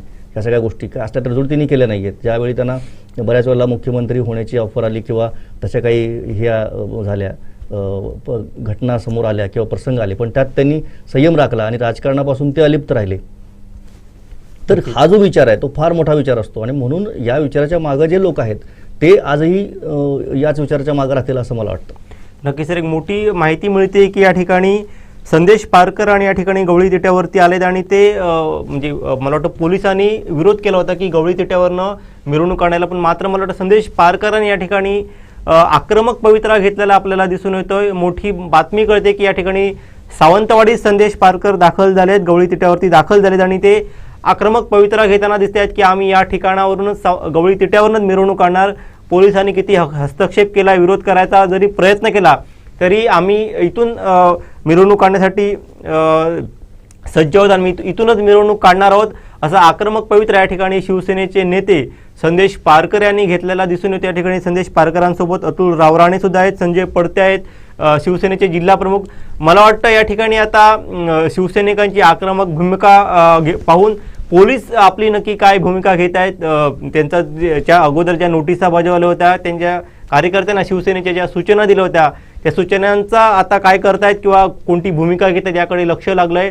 मला वाटतं आदित्य ठाकरेंच्या या दौऱ्यामुळे शिवसैनिकांमध्ये कुठेतरी आता एक उत्साह संचारलेला दिसतोय. आत्ताच जी आम्हाला माहिती मिळते त्यानुसार की संदेश पारकर सावंतवाडी दाखल झालेत आणि थेट त्यांनी आक्रमक पवित्रा घेतला की आम्ही गवळी तिट्यावरूनच मिरवणूक काढणार आहोत. पोलिसांचा आदेश न जुमानता आम्ही या ठिकाणी मिरवणूक करणार आहोत आणि बळजबरी करायची प्रयत्न केलाय, तर आम्ही त्याला विरोध करू असं संदेश पारकरांचं म्हणणं आहे. या ठिकाणी आपण पाहू शकतो हे दृश्य सावंतवाडीतली आहेत.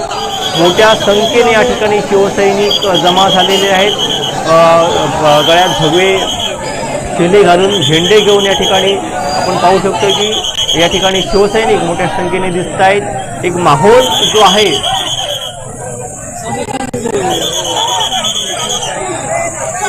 तो माहोल निर्माण करण्यात कुठेतरी यशस्वी दिसत आहेत शिवसैनिक. मला वाटतं चिटणीस नाका इथं मोठ्या संख्येने हे कार्यकर्ते जमा झालेले आहेत.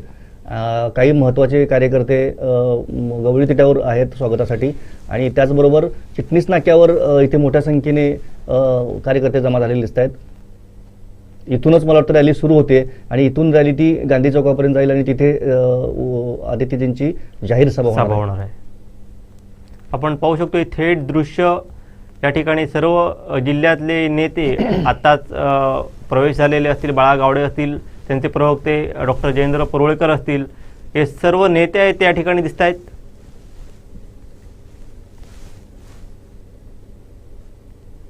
मध्यंतरीच्या काळात आपला जो संदेश आहे तो टोपीवर लिहिण्याची एक पद्धत अशा रॅलीमध्ये दिसून येते. त्यामध्ये आज शब्द आहेत की निष्ठावंत शिवसैनिक. नक्कीच, म्हणजे जसा ट्रेंड येईल तसा या ठिकाणी टोप्या बदलल्यात आणि जे टायटल आहे म्हणजे त्या निष्ठा यात्रा म्हटलं आहे आदित्य ठाकरेंनी आपल्या दौऱ्याला, त्याच नुसार या ठिकाणी त्या टोप्यांचा रंग आणि तो मॅटर आहे तो टोप्यांवरती दिसून येत आहे. मोठ्या संख्येने या ठिकाणी शिवसैनिक दिसून येतात. शिवसेनेचे तालुका प्रमुख असतील, रुपेश राऊळ असतील, त्यांचे प्रवक्ते डॉक्टर परुळेकर असतील, आत्ताच काँग्रेसमधून सेनेत आलेले बाळा गावडे असतील, मोठ्या संख्येने या ठिकाणी आपल्याला दिसून येतात चिटणीस नाक्यावरती आणि मोठा पोलीस फौजफाटा या ठिकाणी दिसून येते. आणि या ठिकाणी तरुणांची जी उपस्थिती आहे ती लक्षणीय आहे. मोठ्या संख्येने सर्व शिवसैनिक तरुण या ठिकाणी दिसून येत आहेत. काही वेळातच आदित्य ठाकरे सावंतवाडीत दाखल होणार आहेत आणि त्यांच्या स्वागताची या ठिकाणी जे तयारी आहे ती या ठिकाणी दिसून येते. काही वेळापूर्वी बबन साळगावकरांनी आपली प्रतिक्रिया दिली होती की आम्ही या कठीण काळात आदित्य ठाकरेंसोबत आहोत, शिवसेनेसोबत आहोत. आमचा इतिहास शिवसेनेसोबतचा होता, संघर्षाचा होता आणि अशा कठीण काळात आम्ही शिवसेनेवरती टीका करणार नाही तर त्यांना साथ देणार असं वक्तव्य या ठिकाणी केले आणि केसरकरांवरती टीका केली होती या ठिकाणी बबन साळगावकरांनी. त्यामुळे आता भविष्यात सावंतवाडीतली राजकीय समीकरणं काय असतील आणि ती नक्कीच वेगळी असतील अशी शक्यता आणि चर्चा मोठ्या प्रमाणात सावंतवाडीत सुरू आहेत, जिल्ह्यात सुरू आहेत.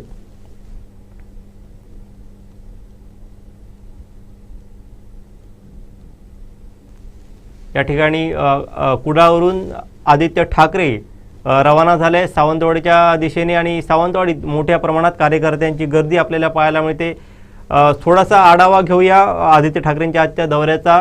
सुरुवातीला ते 11-11:30च्या दरम्यान या ठिकाणी चिपीवरती दाखल झाले. चिपीवरून कार्यकर्त्यांनी स्वागत केल्यानंतर ते चिपीवरून थेट आपल्या कार्यकर्त्यांच्या गरड्यासह ताफ्यासह गाड्यांचा मोठा ताफा या ठिकाणी आदित्य ठाकरेंकडे होता आणि त्या ताफ्यासह ते कुडाळच्या दिशेने रवाना झाले होते आणि कुडाळमध्ये येऊन त्यांनी खरंच जोरदार बॅटिंग केली होती, जोरदार प्रहार केला होता बंडखोर आमदारांवरती. पुन्हा एकदा गद्दार हा शब्द ठासून ठासून ते समर्थकांना सांगत होते की आमची खरी शिवसेना नाही, आमची बाळासाहेबांची शिवसेना आहे. बंडखोरे केले त्यांच्यानी. बंडखोर हे गद्दार आहेत, त्यांच्यात हिंमत नव्हती की महाराष्ट्रात राहून बंडखोरी करण्याची, आवाज उठवण्याची. त्यामुळे कुठेतरी दिल्लीश्वरांचा सहारा घेऊन जी सुरत शिवाजी महाराजांनी लुटली होती त्या सुरतेत जाऊन त्यांनी कुठेतरी बंडखोरी केली, ती दलाली आणि गद्दारी केली असं वक्तव्य या ठिकाणी आदित्य ठाकरेंनी केलं आहे आणि पुन्हा एकदा जोरदार प्रहार केला आहे या बंडखोर आमदारांवरती. आदित्य ठाकरे यांनी थेट आता भाषणानंतर मला वाटतं आदित्य ठाकरे सावंतवाडीच्या दिशेने निघालेत आणि आपण आता पाहू शकतो ही दृश्य आहेत ती सावंतवाडीत कशा प्रकारे शिवसैनिकांची गर्दी एकवटली आणि शिवसैनिक आदित्य ठाकरेंच्या स्वागतासाठी या ठिकाणी तयार आहेत. मला वाटतं की त्यांच्या कुडाळच्या भाषणामध्ये अजून एक फार महत्त्वाचा मुद्दा होता की दोघांचं कॅबिनेट म्हणून त्यांनी उल्लेख केला होता.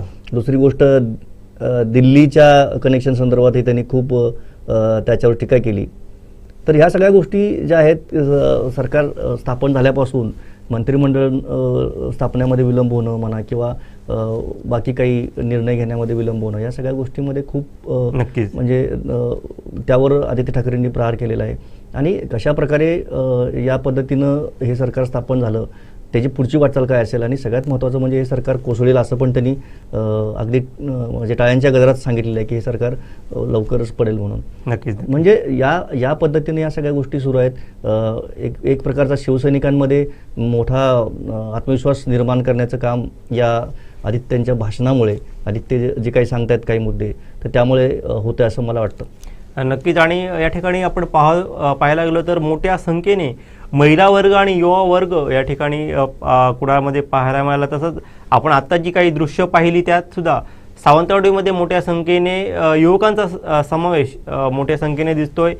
आदित्य ठाकरे युवा सेनेचे पदाधिकारी आहेत आणि युवा वर्ग या ठिकाणी मोठ्या संख्येने दाखल झालेला दिसतो आदित्य ठाकरेंच्या स्वागतासाठी सावंतवाडीमध्ये. आपण पाहू शकतोय आता सावंतवाडीत दृश्य की कशा प्रकारे या ठिकाणी शिवसैनिक ऐकवटलेले आहेत.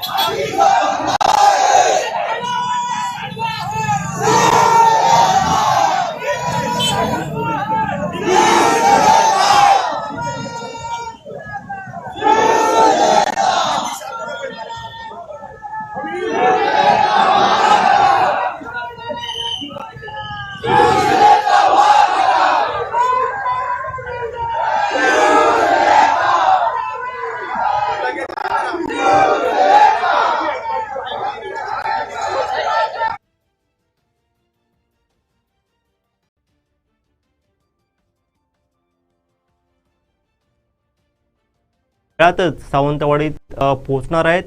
कार्यकर्त्यांचा मोठ्या प्रमाणात कार्यकर्ते या ठिकाणी सावंतवाडीत उभे आपण पाहू शकतोय. मला वाटतं आदित्य ठाकरे सावंतवाडीत दाखल झाले आहेत आणि या ठिकाणी बबन साळगावकर असतील आणि शिवसेनेचे जुने सगळे कार्यकर्ते असतील या ठिकाणी त्यांचं स्वागत करतायत.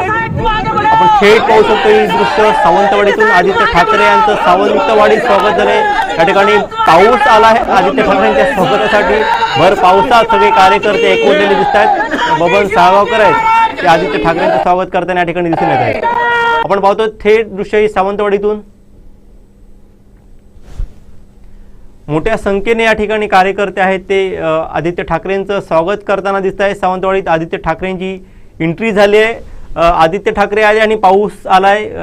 आदित्य ठाकरेंसोबत पाऊस आला आणि अशा भर पावसात सगळे कार्यकर्ते एकवटले आहेत. भिजत का असे ना आदित्य ठाकरेंचं स्वागत करतायत. सावंतवाडीत आल्या गवळी तिट्यावरती माजी नगराध्यक्ष बबन साळगावकर आणि त्यांच्या समर्थकांनी या ठिकाणी आदित्य ठाकरेंचं स्वागत केलेलं आहे आपल्याला पाहायला मिळत आहे. आपण पाहू शकतोय आदित्य ठाकरे सावंतवाडीत आलंय. थेट आमदार दीपक केसरकर यांच्या मतदारसंघात त्यांच्या अंगणात आदित्य ठाकरे आता दाखल झाले आहेत आणि आता आदित्य ठाकरे आपल्या पुढच्या अगदी काही वेळात जी सभा घेणार आहे त्या सभेत नक्की काय बोलतायत, दीपक केसरकरांचा कसा समाचार घेत आहेत, त्यांच्यावरती काय टीका करतायत आणि त्यांच्या टीकेला दीपक केसरकर का उत्तर देतात याकडे या पूर्ण राज्याचंच नाही तर देशाचं लक्ष लागलं आहे. सकाळपासूनच सावंतवाडीत राज्यभरातली देशभरातली माध्यमं आहेत या ठिकाणी आली आहेत आणि नक्की काय बोलणार आहेत. आदित्य ठाकरे दीपक केसरकरांच्या ग्राउंडमध्ये दीपक केसरकर हे बंडखोर गटाचे प्रवक्ते आहेत, शिंदे गटाचे प्रवक्ते आहेत आणि त्यांच्या स्टेटमेंटवरती हल्ली मागच्या काही जी दीपक केसरकरांची जी स्टेटमेंट आहेत ती कुठेतरी थोडीशी भडक स्टेटमेंट होती. आदित्य ठाकरेंविरोधात, उद्धव ठाकरेंविरोधात अशी स्टेटमेंट होती. जेव्हा निष्ठा दौरा सुरू केला आदित्य ठाकरेंनी तेव्हा उगाच असे दौरे तुम्ही घेऊ नका, लोकांची दिशाभूल करू नका असं कुठेतरी स्टेटमेंट हे दीपक केसरकर यांनी केलं होतं. त्याला कुठेतरी आदित्य ठाकरे काउंटर करत होते, जोरदार उत्तर देत होते. आज दीपक केसरकरांच्या मैदानामध्ये आदित्य ठाकरे सहभागी झालेत आणि आता काय बोलणार आहे दीपक केसरकर यांच्यावरती आणि कशी टीका करणार आहे. सर काय सांगाल नक्की काय एक अंदाज असतो आपल्याला भाषणाचा काय असेल आदित्य ठाकरेंचं भाषण अगदी ते काही वेळात होणार आहे. त्यांचा जर आज कुडाळमध्ये जे त्यांचं पहिलं भाषण झालं त्याच्यापूर्वी विमानतळावर त्यांनी जे काही वाईट दिला माध्यमांना तर त्याचा सगळ्यांचा रोख बघता आजही ते आक्रमक बोलतील आणि म्हणजे जसं ज्या पद्धतीने त्यांनी गद्दारांच्या संदर्भात काही विधाने केली, सरकार संदर्भात त्यांनी सांगितले की हे सरकार कोसळणार आहे, त्याच पद्धतीनं काही गोष्टी ज्या अर्थी सावंतवाडीत सभेचं आयोजन केलेलं आहे त्या म्हणजे जर आपण बघितलं तर तसं पाहिलं तर खरे शिवसेनेचे खरे आमदार ज्यांनी खरंच शिवसेनेचं नाव इकडे गाजवलं ते खरं म्हणजे वैभव नाईक. अतिशय मोठ्या संघर्षानंतर त्यांनी तिकडे पण त्यांच्या ठिकाणी मोठी सभा न घेता इथे सावंतवाडीत ज्या अर्थी त्यांनी भव्य दिव्य सभेचं आयोजन केलं, रॅलीचं आयोजन केलेलं आहे. कार्यकर्ते आपण बघतो की तिथे मोठ्या संख्येने इथे आलेले आहेत. त्या अर्थी नक्कीच त्यांचं भाषण अतिशय तीव्र शब्दात ते समाचार घेतील केसरकरांचा.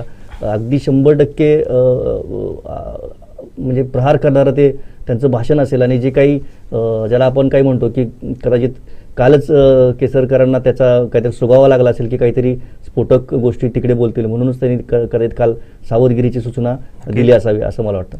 नक्कीच आदित्य ठाकरे या ठिकाणी सावंतवाडीत आलेत आणि पाऊस आलाय. त्यांच्या स्वागतासाठी मोठ्या प्रमाणात कार्यकर्त्यांची गर्दी या ठिकाणी आपल्याला पाहायला मिळाली. आपण आता काही क्षणापूर्वी जी दृश्य पाहिली होती गवळी तिट्यावरची मोठ्या शेकडोच्या संख्येने कार्यकर्ते सहभागी झाले होते या ठिकाणी आदित्य ठाकरेंच्या स्वागतासाठी आणि पावसाचं सुद्धा आगमन झालंय बऱ्याच आता दिवसानंतर काही दिवसानंतर. अगदी थोड्या वेळात आदित्य ठाकरेंची तोफ आहे ती आमदार दीपक केसरकरांच्या मैदानात या ठिकाणी गांधी चौक इथे कडाडणार आहे. नक्की काय बोलणार आहेत आदित्य ठाकरे आपण पाहणारच आहोत. ही सगळी आपण लाईव्ह दृश्य पाहत होतो. आपण पुन्हा एकदा पाहतोय सावंतवाडीतली जी गर्दी कार्यकर्त्यांची, शिवसेनेच्या कार्यकर्त्यांची गर्दी, मोठ्या संख्येने जे कार्यकर्ते या ठिकाणी सहभागी झाले आहेत. आपण पाहूयात ही थेट दृश्य सावंतवाडीतून.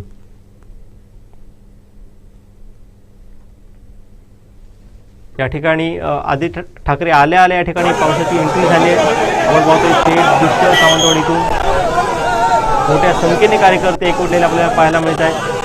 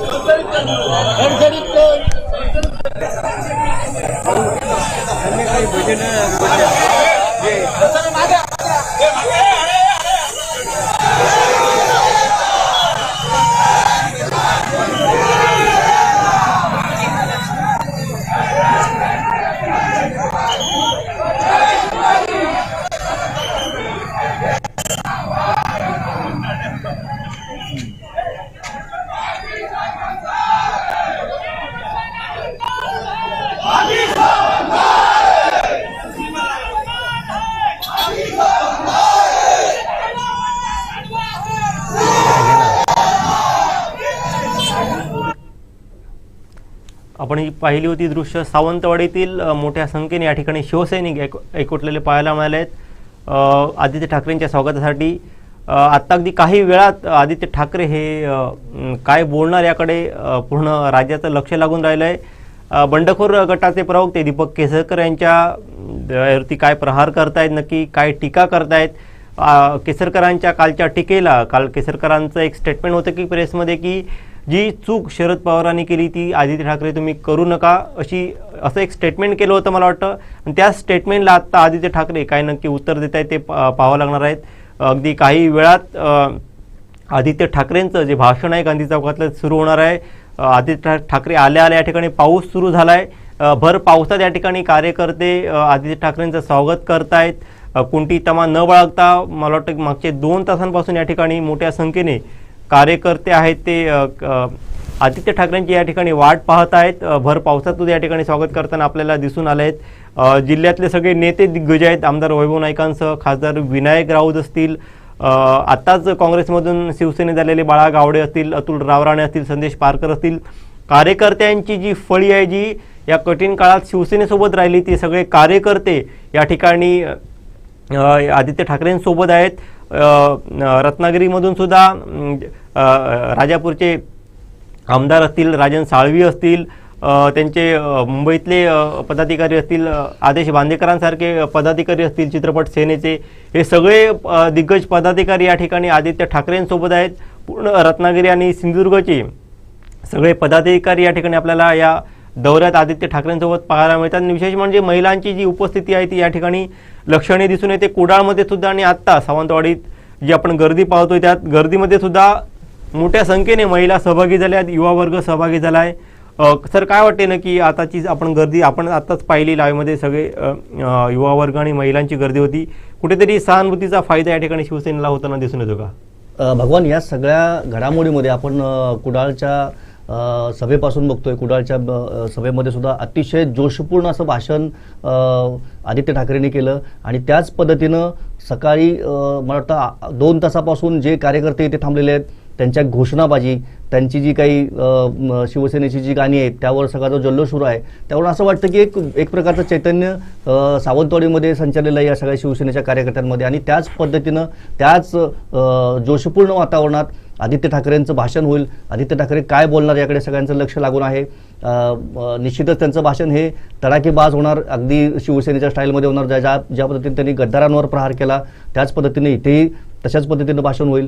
आणि विशेषतः ज्या पद्धतीनं काल केसरकरांनी त्यांना डिवचण्याचा प्रयत्न केला, शरद पवारांची आठवण करून दिली की त्यांनी जशी सभा घेतली ती चूक त्यांनी करू नये, तर या सगळ्या गोष्टीला कशा पद्धतीनं आदित्य ठाकरे उत्तर देतात, कशा पद्धतीने त्या गोष्टीवर कुरघोडी करतात याकडे बघणं फार महत्त्वाचं आहे। नक्की सर, सांगितलं तसं आता नक्की काय बोलणार आहेत आदित्य ठाकरे केसरकरांवरती याकडे पूर्ण राज्याचं लक्ष लागून राहिलं आहे। राज्याचं नाही तर किंबहुना देशातली माध्यमे सुद्धा या ठिकाणी सावंतवाडी सकाळपासून तळ ठोकून आहेत। केसरकरांच्या या मतदारसंघात जेव्हा शिंदेनी बंडखोरी केली त्या बंडखोरीनंतर केसरकरांचं नाव राज्यात आणि देशभरात चर्चेत आलं होतं की बंडखोर गटाचे प्रवक्ते आमदार दीपक केसरकर यांचं नाव जास्त चर्चेत आलं होतं आणि त्यांच्याच मतदारसंघात शिवसेनेचा युवा नेता येतोय आणि त्यांना कसं उत्तर देतो याकडे संपूर्ण महाराष्ट्राचं लक्ष लागून राहिलं आहे। या ठिकाणी मोठ्या संख्येने कार्यकर्ते या ठिकाणी आदित्य ठाकरेंच्या बाजूने आपल्याला दिसून येत आहेत. आपण सुरुवातीची पासून आपण आपल्या या कोकणसात लाईव्हवरती दाखवली की जी एंट्री झाली होती आदित्य ठाकरेंची चिपी विमानतळावरच्या एंट्रीनंतर मोठ्या संख्येने त्या ठिकाणी कार्यकर्ते होते. तो सुरुवातीचा जो उत्साह आहे तो उत्साह आतापर्यंत दिसून येतोय. मोठ्या प्रमाणात गाड्यांचा ताफा आहे आदित्य ठाकरेंसोबत होता. जसं राणे कुटुंबातला एखादा नेता कोकणात येतो आणि त्यांच्यासोबत जसा गाड्यांचा ताफा असतो ते चिपी नंतर पाहायला मिळाला. चिपीवरून कुडामध्ये मोठ्या ताफ्याच्या गाड्यांच्या ताफ्याने या ठिकाणी आदित्य ठाकरे आले होते. आपण ही थेट दृश्य पाहतोय सावंतवाडीतली भर पावसात या ठिकाणी आदित्य ठाकरेंसोबत शिवसेनेचे आमदार वैभव नाईक असतील, संदेश पारकर असतील, राजापूरचे आमदार असतील, राजन साळवी असतील, आदेश बांदेकर असे दिग्गज नेते या ठिकाणी सावंतवाडीत आलेले आहेत. आणि भर हा बाळासाहेब ठाकरेंचा हा नातू कुठेतरी पुन्हा एकदा शिवसेना मला जुने दिवस आणून देण्यासाठी या कठीण काळात राज्य पिंजून काढतोय. आणि या ठिकाणी मोठ्या संख्येने सामान्यांच्या या ठिकाणी शिवसैनिकांचा प्रतिसाद आपल्याला त्यांना मिळताना पाहायला दिसून येतो. या ठिकाणी जंगी स्वागत होताना या ठिकाणी दिसून येत आहे. सावंतवाडीमध्ये ही गर्दी आहे ती जेव्हा बंडखोरी केसरकरांनी केली होती तेव्हा जेवढी गर्दी नव्हती. आज आदित्य ठाकरेंच्या दौऱ्यात मोठ्या संख्येने मला वाटतं जिल्हाभरातून शिवसैनिक एकवटले आहेत. सावंतवाडीतून शिवसैनिक एकवटलेले आपल्याला पाहायला मिळतात. ही थेट आपण दृश्य पाहतोय सावंतवाडीतील आदित्य ठाकरे यांच्या दौऱ्यातील.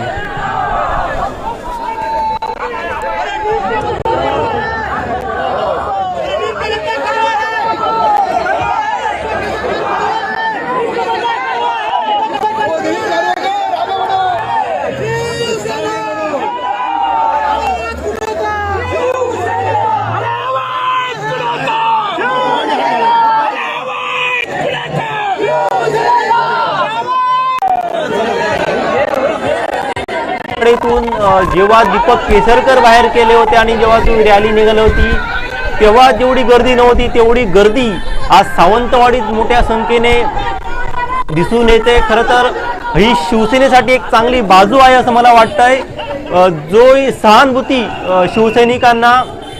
शिवसैनिकांची शिवसेनेला अपेक्षित होती मला वाटतं त्या अपेक्षेपेक्षा जास्त या ठिकाणी लोकांचा प्रतिसाद आहे तो या ठिकाणी आपल्याला दिसून येतो. खरं तर ही केसरकरांनी बंडखोरी केल्यानंतर असं वाटलं नव्हतं की एवढ्या मोठ्या संख्येने जिल्ह्यातले शिवसैनिक आदित्य ठाकरेंच्या दौऱ्यात एकवटतील. जे कोकणचं आणि शिवसेनेचं जे एक वेगळं नातं होतं, जे प्रेम होतं ते कुठेतरी या ठिकाणी आपल्याला पाहायला मिळतं. मला वाटतं फक्त शिवसेनेचेच नाही तर इतर सर्व पक्षांचे नेते असतील, पदाधिकारी, सामान्य कार्यकर्ते असतील ते या ठिकाणी मला वाटतं दिसून येत आहेत. खरं तर सर्व पक्षांचा पाठिंबा या ठिकाणी शिवसेनेला मिळताना दिसून येत आहे. शिवसेनेला जी एक सहानुभूतीची गरज होती मला वाटतं जी अपेक्षा शिवसैनिकांनी केली होती त्या अपेक्षेपेक्षा जास्त या ठिकाणी शिवसैनिक आहेत ते या ठिकाणी आपल्याला पाहायला मिळून येतात. मोठी गर्दी या ठिकाणी दिसून येत आहे. आपण पाहतो ही थेट दृश्य सावंतवाडीतून. महाविकास आघाडीमध्ये त्या सर्वच पक्षांनी एकत्रित येऊन या कोकणामध्ये आदित्य ठाकरेंचं स्वागत केलेलं आहे. कालच काँग्रेसने पत्रकार परिषद घेऊन सांगितलं होतं की आम्ही आदित्य ठाकरेंचं स्वागत करणार आहे. या उत्स्फूर्त प्रतिक्रिया होत्या आदित्यजींच्या स्वागतासाठी आणि त्याच पद्धतीनं आज आपण गर्दी बघतोय. ही गर्दी आणि अतिशय सामान्य लोकांशी एकरूप होणारा, सामान्य लोकांसोबत बोलणारा, सामान्य लोकांच्या सोबत चालणारा एक नेता अशी प्रतिमा आदित्यांची आहे. आणि त्याच पद्धतीने आपण बघतो की कशा पद्धतीने ते सेल्फी घेत आहेत, लोकांना सेल्फी घेऊन देत आहेत किंवा लोकांच्या सोबत चालत निघालेत. या सगळ्या गोष्टी शिवसेनेला खूप एक चांगलं प्रोत्साहन देणार आहेत आणि या सगळ्या गोष्टींची खूप चांगला परिणाम इथून पुढच्या राजकारणावर होणार आहे. नक्कीच सर, तुम्ही सांगितलं तसं खरं तर मला वाटत नव्हतं की एवढी अपेक्षा शिवसैनिकांना स्वतः आदित्य ठाकरेंना असेल, खासदार राऊतांना जेवढी अपेक्षा नव्हती त्यांच्या अपेक्षेपेक्षा जास्त या ठिकाणी आपल्याला शिवसैनिक पाहायला मिळाले. खरं तर ही केसरकरांसाठी धोक्याची घंटा आहे असं मला वाटतंय. केसरकरांनी सुद्धा विचार केला नसेल की आपल्याच मतदारसंघात एवढ्या मोठ्या संख्येने स्थानिक जमा होतील आणि आदित्य ठाकरेंचं या ठिकाणी स्वागत करतील. एवढी अनपेक्षित अशी गर्दी या ठिकाणी झाली होती जेव्हा केसरकर बाहेर केल्या आणि केसरकरांच्या विरोधात दुसऱ्या दिवशी जो सावंतवाडीत मोर्चा निघाला होता त्या मोर्चाचे आम्ही साक्षीदार होतो. आपण थेट लाईव्ह सुद्धा केलं होतं. त्या मोर्चाला जेवढी गर्दी नव्हती त्या गर्दीपेक्षा मला वाटतं तिप्पट ते चौपट या ठिकाणी गर्दी दिसून येते. सावंतवाडीतले स्थानिक सगळे शिवसैनिक असतील, जिल्हाभरातनं शिवसैनिक या ठिकाणी एकवटलेले आपल्याला पाहायला मिळत आहेत. आपण पाहू शकता थेट सावंतवाडीतून आदित्य ठाकरेंचा हा दौरा आणि त्यांच्या दौऱ्यात झालेली गर्दी आणि मोठ्या संख्येने जो तरुणांचा आणि महिलांचा जो सहभाग आहे त्या ठिकाणी आपल्याला पाहायला मिळतो थेट सावंतवाडीतून.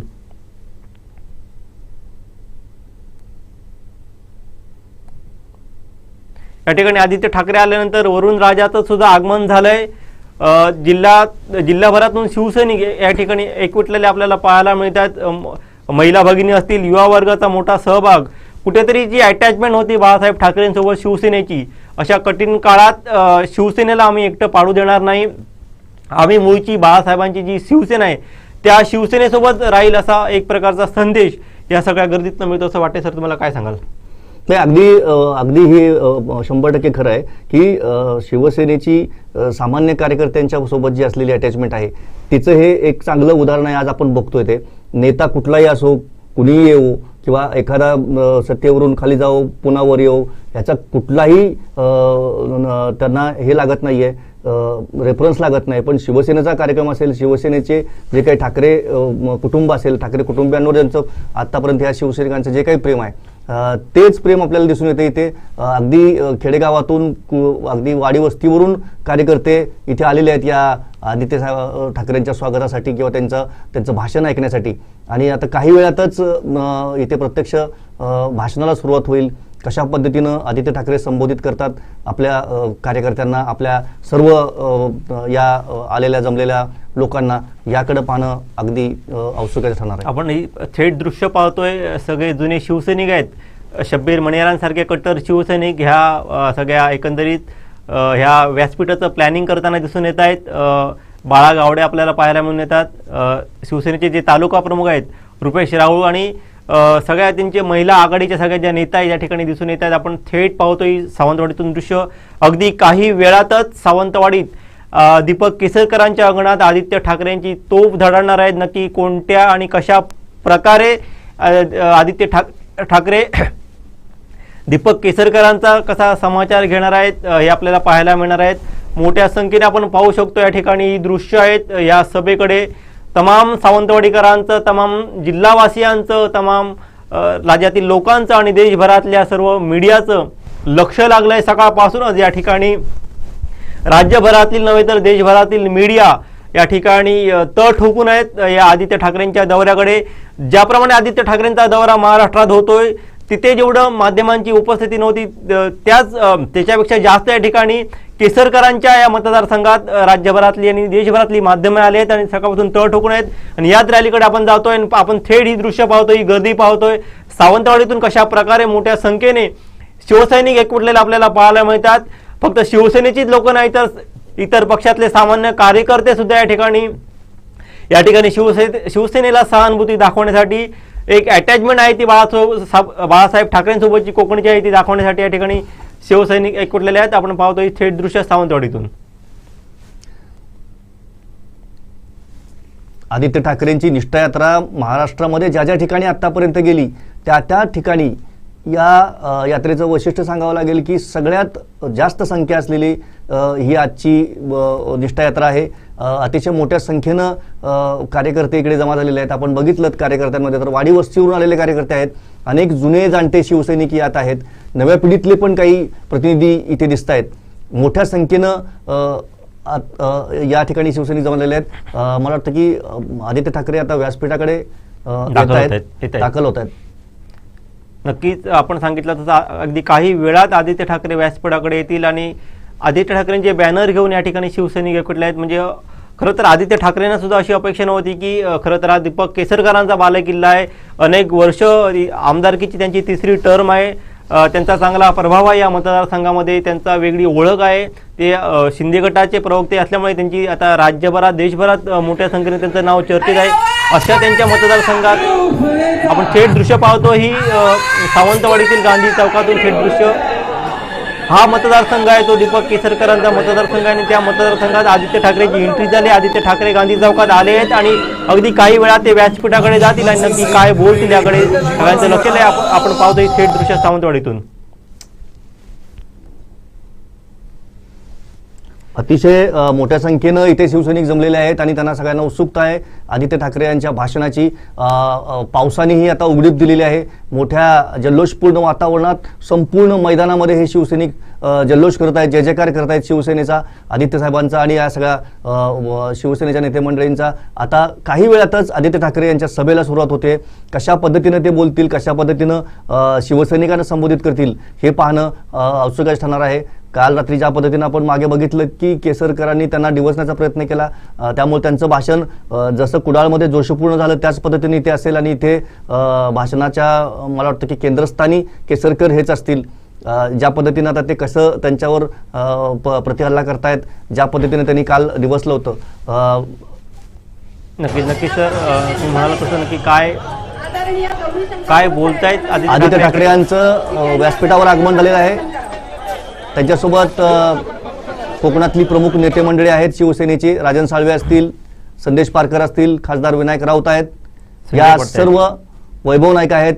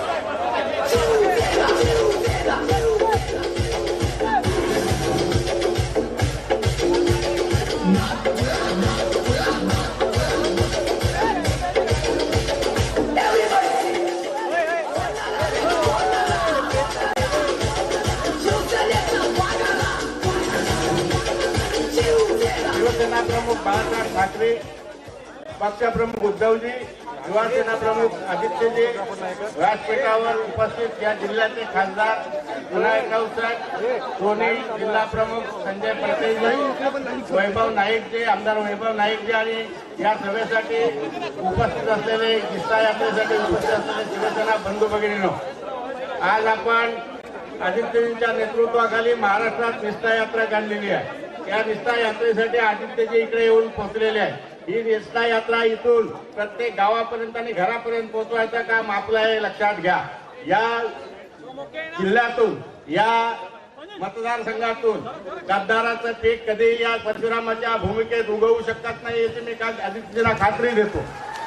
मी एक ठामपणाने सांगतो, ज्या प्रमाणात शिवसेनेने सिंधुदुर्ग आणि रत्नागिरीतल्या लोकांना विविध ठिकाणी पदं आणि सत्ताची पदं दिलेली आहे, ज्या प्रमाणावर या जिल्ह्यावर शिवसेनेने प्रेम केलेलं आहे, त्या प्रेमाची परतफेड करण्याची वेळ आज महाराष्ट्रातील या सिंधुदुर्गातील जनतेवर आलेली आहे.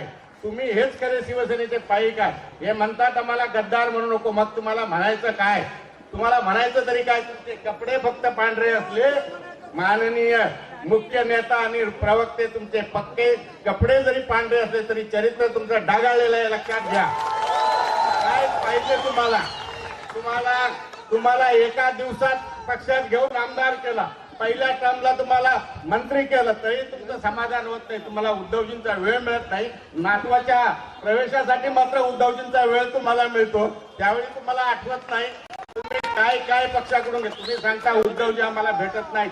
2 वर्षाचा रामपूर किती वेळा मतदारसंघात फिरला तुम्ही सांगा. लोकांनी सांगावं, हा माणूस दिसत होता काय मतदारसंघात?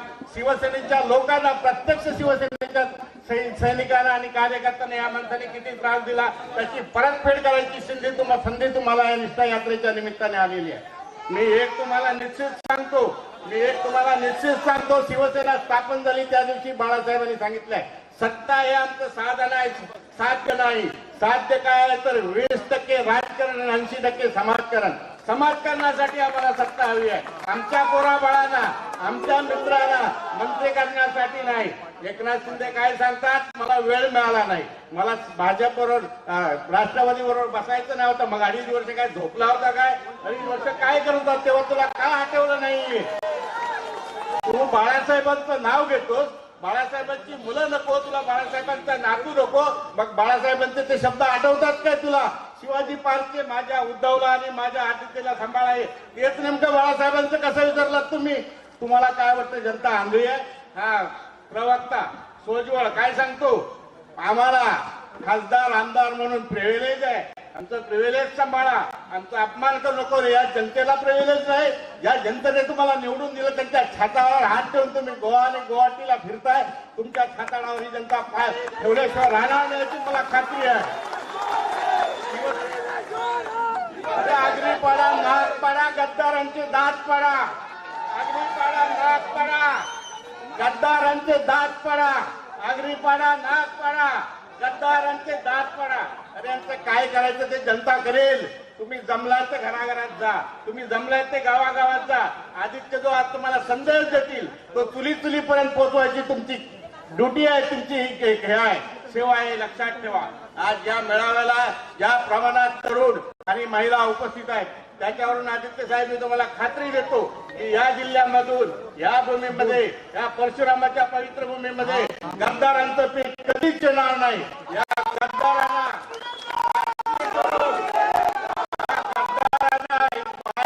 करून या कोकणच्या भूमीत गाडल्याशिवाय आम्ही स्वस्त बसणार नाही.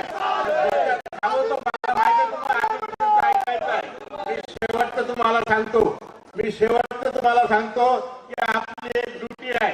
जर आज आदित्य इथे आले आहेत, महाराष्ट्रभर फिरतात, तर आम्ही प्रत्येक घरात पोहोचलं पाहिजे, आम्ही प्रत्येक चुलीपर्यंत पोहोचलं पाहिजे आणि शिवसेनेचा विचार आणि आदित्यचं नेतृत्व जे अगोदरच पोहोचले आहे त्याच्यावर शिक्कामोर्तब करायचं काम आपल्या सगळ्यांचं आहे. आदित्यजींना आणि इतर मान्यवरांना बोलायचं असल्यामुळे मी तुमच्या आता जास्त वेळ घालणार, आपण गावागावात फिरू. मी वैभव नाईकांचे आणि खासदार विनायक राऊतांचे खास करून मी आभार मानेन. भला किती जरी मोठा पूर आला असेल आणि काही झाडं गेली असतील तरी हे आमचे मूळ या ठिकाणी शिल्लक आहेत आणि त्याच्याबद्दल ते अभिनंदनाला पात्र आहेत. अजून एक सेकंद हे लागू. 21 तारीखला मी वैभवजींना फोन केला, वैभवजी हे प्रकरण चाललंय, काय करायचं? ते म्हणाले आमच्या समोर 2 पर्याय आहेत. मी म्हटलं कुठचे? एक तर बीजेपी किंवा दुसरा जेल. मी जेल पत्करेन पण बीजेपी पत्करणार नाही. मला वैभव नाईकांचं उत्तर आहे आणि त्या या अनुषंगाला धरून 22 तारीखला श्रीधर नाईकांच्या याच्यामध्ये आम्ही असेल त्याच्या बीजेपीच्या सगळ्या लोकांना शिवसेनेत प्रवेश दिला. हेच कार्य पुढे चालू ठेवूया, आपलं कार्य सोपं होऊन जाईल, एक माणूस जोडूया आणि हा महासागर बनवूया एवढी विनंती करून जास्त वेळ न घेता मी आपली रजा घेतो. जय हिंद, जय महाराष्ट्र. आदरणीय पक्षाचे लाडके खासदार विनायकजी राऊत साहेब यांना मी विनंती करते की आज सुंदरवाडीमध्ये उपस्थित झालेले शिवसेनेचे नेते आणि तुमच्या आमच्या सर्वांचे एक स्फूर्तीस्थान, महाराष्ट्रातील तमाम जनतेचं स्फूर्तीस्थान आदरणीय आदित्यजी ठाकरे साहेब, व्यासपीठावर उपस्थित असलेले सन्माननीय आदेश बांदेकरजी, राजन साळवीजी, गौरीशंकर खोत, सन्माननीय वैभव नाईक, त्याचबरोबर आमचे आधारस्तंभ अरुणभाई दुधवडकर, प्रदीप बोरकर, सिंधुदुर्ग जिल्हा बँकेचे खऱ्या अर्थाने अध्यक्षपद ज्यांनी भूषवलं ते आमचे सतीश सावंत, त्या सिंधुदुर्ग जिल्ह्यातील युवा सेनेचे म्हणजे युवा वर्गाचं प्रतिनिधित्व करणारं एकमेव लाडकं व्यक्तिमत्व संदेश पारकर, त्याचबरोबर शैलेश परब, संजय पडते, अतुल रावराणे, आमच्या सर्व पुरुष, महिला आणि युवा सेनेचे पदाधिकारी बंधू भगिनींनो, आदित्यजी ह्याच गांधी चौकामध्ये 2 विधानसभाच्या निवडणुकामध्ये शिवसेना पक्षप्रमुख माननीय उद्धवजी ठाकरे साहेबांनी महासभा घेतल्या होत्या आणि या सावंतवाडीचा शिवसेनेचा आमदार निवडून दिला होता. केवळ आणि केवळ उद्धव साहेबांची सभा जर मागच्या वेळेला झाली नसती तर केसरकरांचं विसर्जन त्याच वेळेला झालं असतं.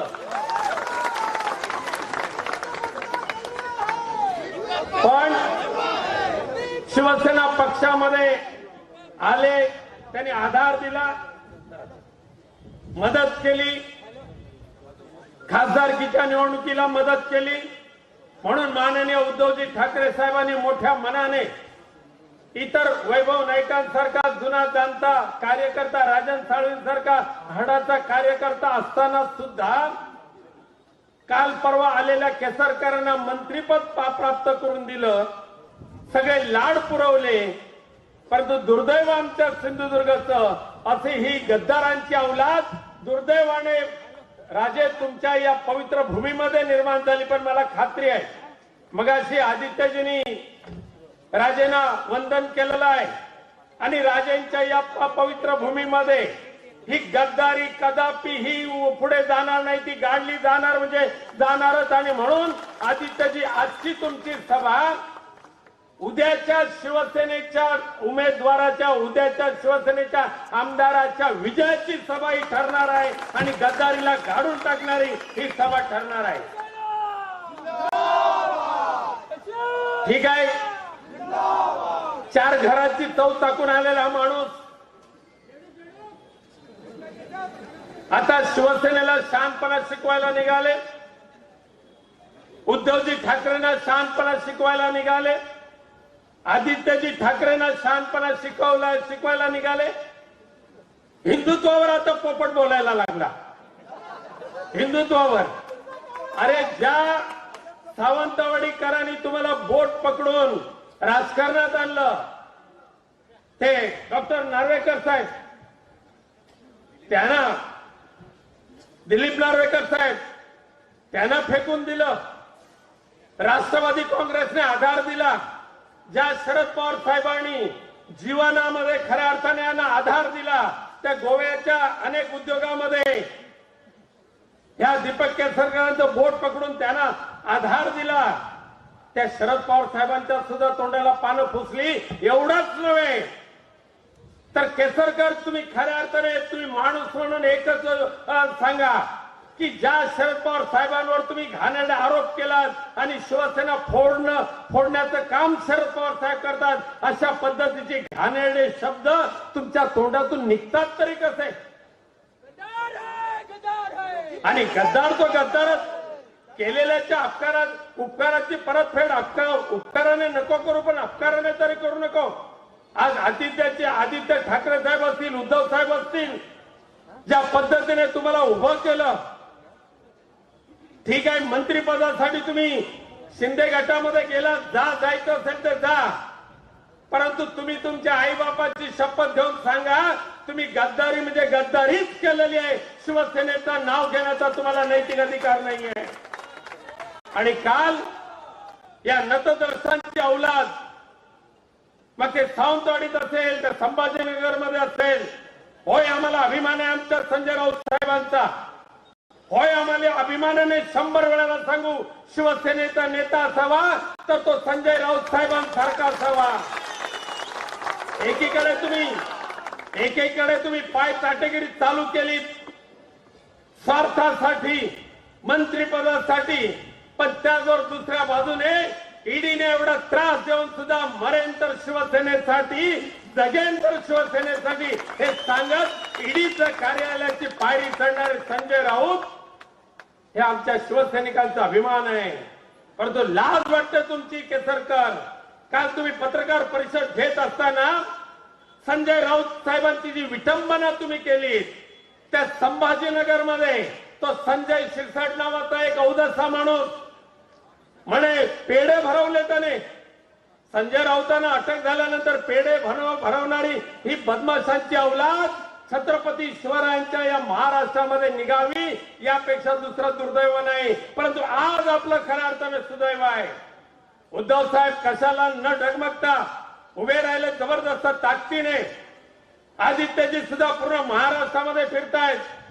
या गद्दार आणि बेईमानी विश्वासघातकी लोकांना कायमस्वरूपी गाडून टाकून हा शिवाजी महाराजांचा महाराष्ट्र, मावळ्यांचा महाराष्ट्र, स्वाभिमानी लोकांचा महाराष्ट्र पुन्हा उभ्या करण्यासाठी या सुंदर नगरीतील हजारो लोक तुम्ही जे उपस्थित झालेला आहात. आणि म्हणून मगाशी आदित्य साहेबांनी आव्हान दिलेलं आहे, ते पुन्हा ते इथे आव्हान देतील म्हणून मी ते बोलत नाही, पण या पूर्वीच्या सभेमध्ये सुद्धा सांगितलेलं आहे हे चार घरची चव चाटणारी जी लोक असतात ना, ते तुमची आमची कदापि होऊ शकत नाही. मागच्या 10 वर्षामध्ये सावंतवाडीसाठी काय केलं याचं उत्तर द्या केसरकर तुम्ही. कात्या उद्योग गेला, ते कबुलाईदार आंबोलीचे वाट लावली 10 वर्ष. चष्म्याचा कारखाना, त्यानंतर त्यांचा चष्मा फुटायला आला तरी दिसत नाही. आणि चाटेगिरी करायला निघाले ते रेडीच्या खान मालकांची. अद्यापही त्या रेडीच्या मायनिंग वाल्यांनी ज्या शेतकऱ्यांचं नुकसान केलं त्यांना नुकसान भरपाई मिळवून दिल्याशिवाय मी परत पाय ठेवणार नाही असा शब्द दिला होता. चष्म्याचा कारखाना तोय गेला, सेट टॉप बॉक्स तोय गेला. आणि आता केवळ आणि केवळ हे सावंतवाडीतील रुग्णालय, माननीय आदित्यजी ठाकरे साहेबांना त्यांनी विनंती केली, मला फक्त हे मोती तलाव सुधारायचं आहे, मला वेंगुर्ल्यातली ती सी वर्ल्ड उभा करायचा आहे, पाण्याखालची बोट आणायची आहे. आदित्य साहेबांनी त्याच्यासाठी मीटिंग घेतल्या आणि 25 कोटी नव्हे तर 95 कोटी रुपयाची तरतूद आदित्यजी ठाकरे साहेबांनी केली. शिरोड्याचं ताज हॉटेल वर्षानुवर्ष रखडलं होतं, केवळ आणि केवळ आदित्य साहेबांच्या पुढाकाराने ते सुरू होते. परंतु ही कीड मध्ये वळवळली आणि ह्यांना मिळत नव्हतं खायला काय, आणि म्हणून आडवे जायचे. काम कोणती करायची नाही. सावंतवाडीचं रुग्णालय पाडून टाकलं. काम कोणतीही न करता केवळ आणि केवळ टूरबाजी करणारा हा आता बोलका पोपट. नेहमी त्यांची गोष्ट असायची बघा, राक्षसाचा मृत्यू बोलक्या पोपटात असतो. प्रत्येक मिटिंगला सांगायचं ना. आता ह्यांचा राजकीय, मी मृत्यू म्हणत नाही, राजकीय ऱ्हास या सुंदर नगरीच्या मतदारांच्या हातात आहे. आणि म्हणूनच आदित्यजी आपल्याला बोलायचं आहे, कोल्हापूरला सुद्धा जायचं आहे. मी खरोखरच मनापासून आपले आभार मानतो की मागच्या 15 दिवसापासून संपूर्ण महाराष्ट्रामध्ये तुम्ही फिरताय, संपूर्ण महाराष्ट्राचे पायदळी तुडवतायत. उद्धवजी ठाकरे साहेब मातोश्रीवर बसलेले आहेत, लाखोच्या संख्येने लोक भेटायला येत आहेत, सर्व जाती धर्माचे लोक येत आहेत, सर्व पक्षाचे लोक येत आहेत. आज सुद्धा आदित्यजी ठाकरेंचं स्वागत राष्ट्रवादी काँग्रेस पक्षाच्या मंडळींनी केलं, काँग्रेस पक्षाच्या मंडळींनी केलं, पत्रकारांनी केलं, वंचित आघाडीने केलं. आणि सर्वांनी ठरवलेलं आहे की भविष्यामध्ये ज्यांनी ज्यांनी बाळासाहेबांना दुःख दिलेलं आहे, उद्धवजी ठाकरे साहेबांच्या कठीण प्रसंगी उद्धव साहेबांच्या बरोबर ज्यांनी गद्दारी केलेली आहे, त्या गद्दारीला चिरडून टाकल्याशिवाय हा महाराष्ट्र कधी स्वस्थ बसणार नाही. मग तो तात्या सरपंच असेल मुंबईचा, काल परवा त्याने दिवे लावलेले आहेत म्हणे, आम्ही सुद्धा या सावंतवाडीमध्ये मारवाडी मंडळी आहेत, गुजराती मंडळी आहेत, आमचा सख्य आहे, आम्ही भाऊबंदीने राहतो, तुझा भाऊ नाही आमचाच कोणामध्ये. परंतु त्या राज्यपालाने सांगितलंय या महाराष्ट्राचे तुकडे कसे पाडायचे, हे जे दिल्लीकर जे विचार करतायत त्याचा सुतोवाच राज्यपालांनी केलेला आहे. त्यामुळे अशा पद्धतीने महाराष्ट्र संपवायला निघालेल्या या दिल्लीकरांना दाखवून द्यावं लागेल आम्ही गरीब असो. केसरकर म्हणतात त्याप्रमाणे 20 रुपयाचा वडापाव खाऊन जगणारा शिवसैनिक होय. आम्ही खोक्यांच्या मागे नाही गेलो. आम्हाला अभिमान आहे आमच्या वैभव नाईकांचा, आम्हाला अभिमान आहे आमच्या राजन साळवीचा. खोक्यांच्या मागे गेले असते तर हे प्रेम नाही मिळालं असतं. आज खोक्यांना धुडकावून वैभव तुम्ही आणि राजन तुम्ही मातोश्रीशी एकनिष्ठपणे राहिलात. आम्हाला अभिमान आहे तुमचा आणि तुमच्यासारख्या प्रामाणिक कार्यकर्त्यांच्या जोरावरच येणाऱ्या विधानसभेच्या निवडणुका. आता हे सांगत असतात आम्ही शिवसेनेवालेच आहोत, आम्ही पुन्हा एकदा एकत्र येणार आहोत. अशा या लबाडांच्या बोलण्याकडे विश्वास ठेवू नका. शिवसेना संपवण्याचं कपट कारस्थान ज्या भाजपाने निर्माण केलेलं आहे त्या कपट कारस्थानचे भागीदार केसरकर तुम्ही होत असाल तर तुमच्या सारखा निर्दयी नतद्रष्ट माणूस या जिल्ह्यामध्ये जन्माला आला हे आमचं दुर्दैव आहे. परंतु दुर्दैव आता जरी असलं तर पुढे मात्र अशा घाणेरड्या वृत्तीला आपण कायमचं गाडून टाकूया आणि सुंदर नगरीचं नाव उज्ज्वल करूया हा शब्द आपल्याला देतो. आणि आदित्यजी, मी आपल्याला आपले विचार मांडण्यासाठी विनंती करतो. धन्यवाद. जय हिंद, जय महाराष्ट्र.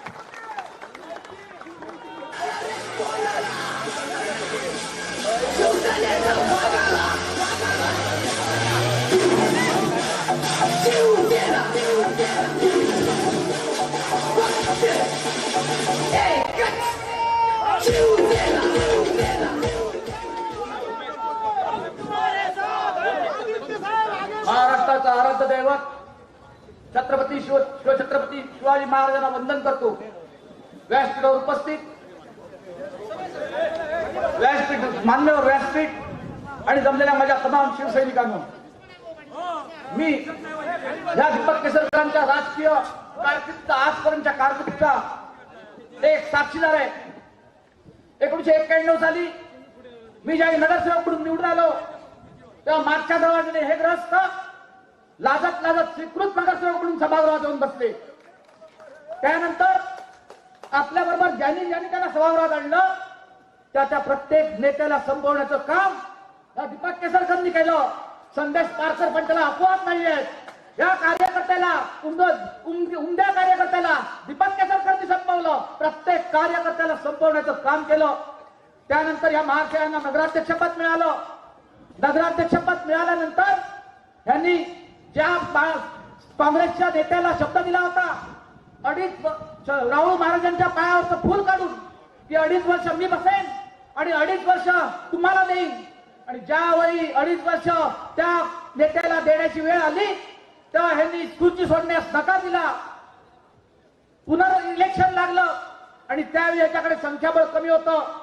त्याआधी आम्ही शिवसेनेचं काम करत असताना मी शिवसेनेचा शहर प्रमुख म्हणून काम करत होतो, विद्यार्थी सेनेचा तालुका प्रमुख म्हणून काम करत होतो, कामगार सेनेचा तालुकाध्यक्ष म्हणून काम करत होतो. त्यावेळी या माणसाने शहासाहेबांच्या शिवसेनेला आणि शिवसैनिकांना गुंड म्हटलं. मी तो पेपर घेतला आणि त्या नगराध्यक्ष चेअरवर बसले असताना त्याच्या ऑफिसमध्ये गेलो. मला म्हटलं याचं उत्तर आहे, उत्तर द्या का गुंड म्हटलं. नाही, हे राजकारणात करावं लागतं. इथून खाली नेणार आणि शिवसेनेच्या पद्धतीने तुला धडा शिकवणार, परत द्यायचं नाही. माफी मागितली आमदाराने, माफी मागितली साहेब. आणि त्यानंतर 7 महिन्यात हे दिलेला शब्द 2.5 वर्षाची मुदत संपली आणि इलेक्शन लागलं. खुर्ची खाली करायला तयार नाही. त्यावेळी नारायण राणेंच्या आदेशाने शिवसेनेच्या नगरसेवकांनी याला राजकीय संजीवनी दिली. आम्ही खिशातला पैसा खर्च केला, रात्रीचा दिवस केला आणि एका ईर्षेने पेटण्यासारखं याला मिरवणुकीने नेलं आणि मिरवणुकीने नगराध्यक्ष म्हणून घरी काढलं. परंतु त्याच वेळी सभापती पदाच्या इलेक्शन लागल्या. मी गेलो या महाशयांकडे, आमच्या गटाला एखादं पद द्या, सभापती पद. तर ह्या महाशयांनी मला सांगितलं की मी हिंदुत्ववाद्यांबरोबर सभागृहात मांडीला लावून बसणार नाही, तुम्हाला पद देऊ शकत नाही, असं स्पष्ट शब्दात सुनावलं. पण आमची काही तत्व होती. आम्हाला नारायण राणे, त्या आमचे नेते नारायण राणे होते, त्यांनी सांगितल्यामुळे आम्ही निमूटपणे सभागृहात बसलो आणि कारभार केला. त्यानंतर साहेब 2005 मध्ये मी सभागृहाचा गटनेता होतो आणि हे नगराध्यक्ष होते. माझ्यावर राजकीय अटॅक झाला. मी शिवसेनेचं तालुका प्रमुख पद स्वीकारलं. नारायण राणेंच्या विरोधात या रस्त्यावर निशस्त्रपणे उभा राहिलो. माझ्यावर हल्ला झाला साहेब. मी हल्ला झाल्यानंतर 2 महिने बॉम्बे फिरायला होतो साहेब. परंतु ह्या महाशयाने मला बघायला यायचं पण सारं औदार्य दाखवलं नाही. साधा ठराव घेतला नाही त्या सभागृहात की राजकीय हल्ला असताना सुद्धा हा सभागृहाचा नगराध्यक्ष होता, पण त्याने साधा ठराव सुद्धा घेतला नाही. तेव्हा मी एवढं सांगून माझे 2 शब्द पूर्ण करतो.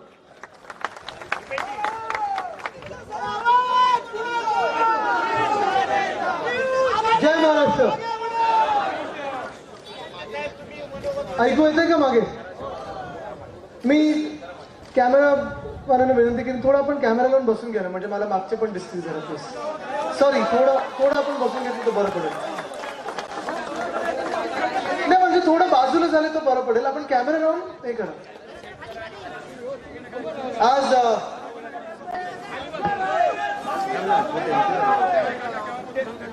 अनेक भाषणं आपण ऐकली, अनेक विषयांना आपण हात घातला. सकाळपासून या कोकणात आल्यानंतर गेले 2.5 वर्षात जेव्हा जेव्हा मी इथे आलेलो आहे, त्याच्या आधी देखील आलेलो आहे, साधारणपणे वेगवेगळ्या उद्घाटनासाठी असेल, भूमिपूजनासाठी असेल, मला खासदार विनायक राऊत साहेब असतील, वैभव नाईकजी असतील, राजन साळवी साहेब असतील, आपले इतर सगळे मंचावरचे मान्यवर असतील, हे सगळेच मला बोलत राहिले. आणि कोकण हे गेले 7 वर्षातली माझी जी आठवण आहे, मी आणि आदेशदा फिरत असतो सतत, संदेशजी आपल्याकडे पण कुठच्या ना कुठच्या तरी छोट्या मोठ्या रस्त्यासाठी असेल, भूमिपूजनासाठी असेल, ही सगळी कामच नेहमी करत आलो आणि कोकणाचा विकास हा पण करत आलो. गेल्या 2.5 वर्षात मी बघितलेलं आहे, जेव्हा शिवसेनेचं सरकार आलं, महाविकास आघाडीचं सरकार आलं, शिवसेना, राष्ट्रवादी काँग्रेस, इतर आपले मित्रपक्ष हे सोबत आले आणि उद्धव साहेब जेव्हा मुख्यमंत्री झाले, तेव्हा जास्तीत जास्ती आवाज बुलंद करण्याचा प्रयत्न कोकणाचा उद्धव साहेबांनी केलेला आहे. आणि सत्य परिस्थिती, कारण मी बघायचं नेहमीच वर्षा बंगल्यामध्ये असेल, मंत्रालयात असेल, उद्धव साहेबांच्या दालनामध्ये, मुख्यमंत्र्यांच्या दालनामध्ये कोकणाचे आमदार आणि खासदार आपले हे नेहमी असायचे वेगळ्या वेगळ्या विषयांसाठी. मग अर्थात कुठचं चांगलं उद्योग आणायचं असेल, मोठं हॉटेल असेल, रस्त्याचं असेल, कोस्टल रोडचं असेल, मुंबई गोवाचं जो काम बंद पडलं असेल ते सुरू करण्याचं असेल, चिपीचं असेल, मेडिकल कॉलेज असेल. आणि खासदार साहेब, मी तर तुम्हाला खूप वेळा पकडायचो आणि चिडवायचो की खासदार साहेब तुम्ही एकतर कोकणाच्या कुठच्या तरी वाड्या वस्त्यांमध्ये असता, नाही तर दिल्लीत असता, आणि मुंबईत आले आले तुम्ही वरच्या किंवा मंत्रालयात येऊन कोकणासाठी काही ना काहीतरी चांगलं काम घेऊन जात असता. आणि मी खूप वेळा तुम्हाला चिडवायचो की तुम्ही अन्य जिल्ह्यांवर अन्याय करताय. पण आज जेव्हा मी येत होतो तेव्हा मला थोडं दुःख याच गोष्टीचं होत होतं की जिथे जिथे मी बघत होतो आणि सुंदर परिसर असा आजूबाजूला दिसायचा. प्रत्येक पावसाळ्यात तर कोकणाचा आम्ही दौरा युवा सैनिकांना माहिती आम्ही काढतो 2-3 वेळा येतच असतो, कारण एवढं सुंदर लाल माती, हिरवगार सगळं दिसत असतं. म्हणजे मला अनेकदा प्रश्न पडतो, हे गुवाहाटीला जावं ते काय डोंगर बिंगर बघायला गेले, ते कोकणात का नाही आले कधी? जाऊ दे, चोरांचा अपमान करू नका ना, इथे शिक्का घेऊन फिरतात गद्दार, ते पुरेसं झालं. पण मुख्य गोष्ट हीच राहते की आता पण मला वैभव नाईकजी दाखवत होते, इथे येताना जो तलाव आहे त्याच्या आधी यांच्या मतदारसंघात 1-2 तलाव होते. अनेक मंदिरांसाठी, अनेक गोष्टींसाठी, पर्यटनातून असेल, पर्यावरणातून असेल, मी स्वतः जो फंड दिलेला आहे तो ह्या बेकायदेशीर गद्दार सरकारने हा स्थगिती देऊन ठेवलेला. पण नक्की आता महाराष्ट्रात फिरत असताना जो काही आपल्याकडून प्रतिसाद मिळत आहे, ज्या जनतेकडून, महाराष्ट्राच्या जनतेकडून प्रतिसाद मिळत आहे, प्रेम जे मिळत आहे, आशीर्वाद जे मिळत आहेत, आणि मी अनेक ठिकाणी बघतोय की रस्त्यात माझ्या गाड्यांचा ताफा थांबवत आहेत, गाड्यातून उतरवत आहेत. कधी कोण आरतीवर आहे, कधी कोण थांबून सांगते की कधी मी शिवसैनिक नव्हतो, शिवसेनेला मतदान कधी केलं नव्हतं, पण उद्धव साहेबांनी माझं मन जिंकलं आणि म्हणून मी तुमच्या सोबत आहे. हे अनेक दिवस मी बघत. खरं तर 20 जून पासून हे सगळं राजकीय नाट्य सगळीकडे रंगलेलं आहे. आणि कदाचित तुम्हाला वाटत असेल की चला लढाईला मी उतरलेलो आहे, ताकदीने उतरलेलो आहे, जोश आहे, नक्की आहे. म्हणजे हे रडायचं नाही, लढायचं, हे माझ्या आजोबांनी मला शिकवलेलं आहे. त्यांचंच रक्त माझ्यामुळे, आणि म्हणून लढणार आणि जिंकणार म्हणजे जिंकणारच. पण हे काही आनंददायी वातावरण नाही. मला मध्ये पण कोणीतरी सांगत होतं की आदित्य, तुमच्या जन आशीर्वाद यात्रेपेक्षा जास्ती प्रतिसाद तुम्हाला आता मिळत आहे, उत्साह जास्ती लोकांचा दिसत आहे, लोक तुमच्या सोबत येत आहेत, चालत आहेत तुमच्या सोबत, आशीर्वाद देतात, हे सगळं आहे. पण जे काही आता महाराष्ट्रात हे नाट्य जे रंगलेलं आहे ते कुठेही मला आनंद देत नाहीये. जरी माझ्या सभा समारंभांना जरी कुठेही थांबून गर्दी होत असेल, प्रेम देतात, डोक्यावरनं हात फिरवतात, मावश्या आज्या मला भेटून सांगतात, जवळ घेतात की जा घरी जा, सांग की आम्ही तुमच्या सोबत आहोत, हे सगळं असलं तरी अतिशय मनाला दुःख देणारं वातावरण या महाराष्ट्रात झालेलं. कारण ज्या लोकांना आता जे सगळ्यांनी गद्दारी केली तेच, पण जी लोक वर्षानुवर्ष सोबत बसलो, त्यांच्या सोबत राहिलो, माझ्या स्वतःच्या लहानपणापासून मी आतापर्यंत त्यांना बघत आलेलो आहे. काही काही नवीन आलेत, आणि जे नवीन आले आहेत, खरं असं म्हणतात ना की नवीन आलेच जास्ती शिकवतात. हे 2014 नंतर आलेलेच आपल्याला हिंदुत्व आणि शिवसेना शिकवायला लागले.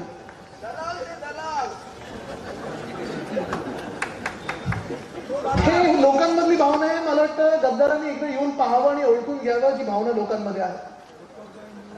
पण हे जे वातावरण आहे ते कशासाठी, काय म्हणून आहे, ह्याचा जरा मी अंदाज घ्यायला फिरत आहे. आदेशदादा, मी जेव्हा ही गद्दारी सुरू होती तेव्हा मुंबईत ही प्रेम यात्रा, निष्ठा यात्रा सुरू केली.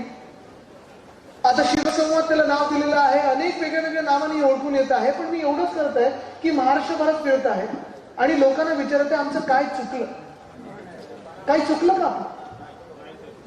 चुकलं असेल तर सांग. मला तरी वाटतं आपलं काही 2-3 गोष्टी चुकल्या आणि मी त्या जाहीरपणे मान्य करत आहे, तुमच्या समोर मान्य करत आहे, तुमच्या साक्षीने मान्य करत. पहिली गोष्ट ही चुकली, पहिली गोष्ट ही माझी आणि उद्धव साहेबांची ही चुकली, पक्षप्रमुख म्हणून उद्धव साहेबांची चुकली, शिवसेना नेता म्हणून माझी चुकली, की ज्या 40 लोकांना आपण आपलं समजलं, जवळ घेतलं, डोळे बंद करून मिठी मारली, यांच्या हातातला खंजीर हा आपण बघितला नाही, मिठी जी मारली ती एवढी कडाडून मारली आणि डोळे बंद करून मारली की त्यांच्या हातातला खंजीर दिसलाच नाही, त्यांनी छातीवर नाही पाठीत वार केला आणि हे न बघणं हे आमचं चुकलं, हे न बघणं आमचं चुकलं असेल कदाचित. दुसरी गोष्ट ही चुकली, वैभवजी आपण माझ्या सोबत होतात, मला विधान भवनात पण तुम्ही कधी कधी सांगत असतात, गाईड करत असतात की आदित्य असं नाही, असं करायला पाहिजे, तुम्ही असं बोलायला पाहिजे. पण हे मी मान्य करतो की कदाचित उद्धव साहेबांनी मला सत्तेत बसल्यानंतर राजकारण जमलंच नाही. म्हणजे जर आपण खरं बघितलं तर 2.5 वर्षात जी आपण कामं केलेली आहेत ह्या महाराष्ट्राला कोविडच्या काळात जसं उद्धव साहेबांनी सांभाळून घेतलेलं आहे, जोपासलेलं आहे, जपलेलं आहे. कुठेही कामं आपण बंद केली नाही, सगळी कामं करत राहिलो, लोकांची सेवा करत राहिलो.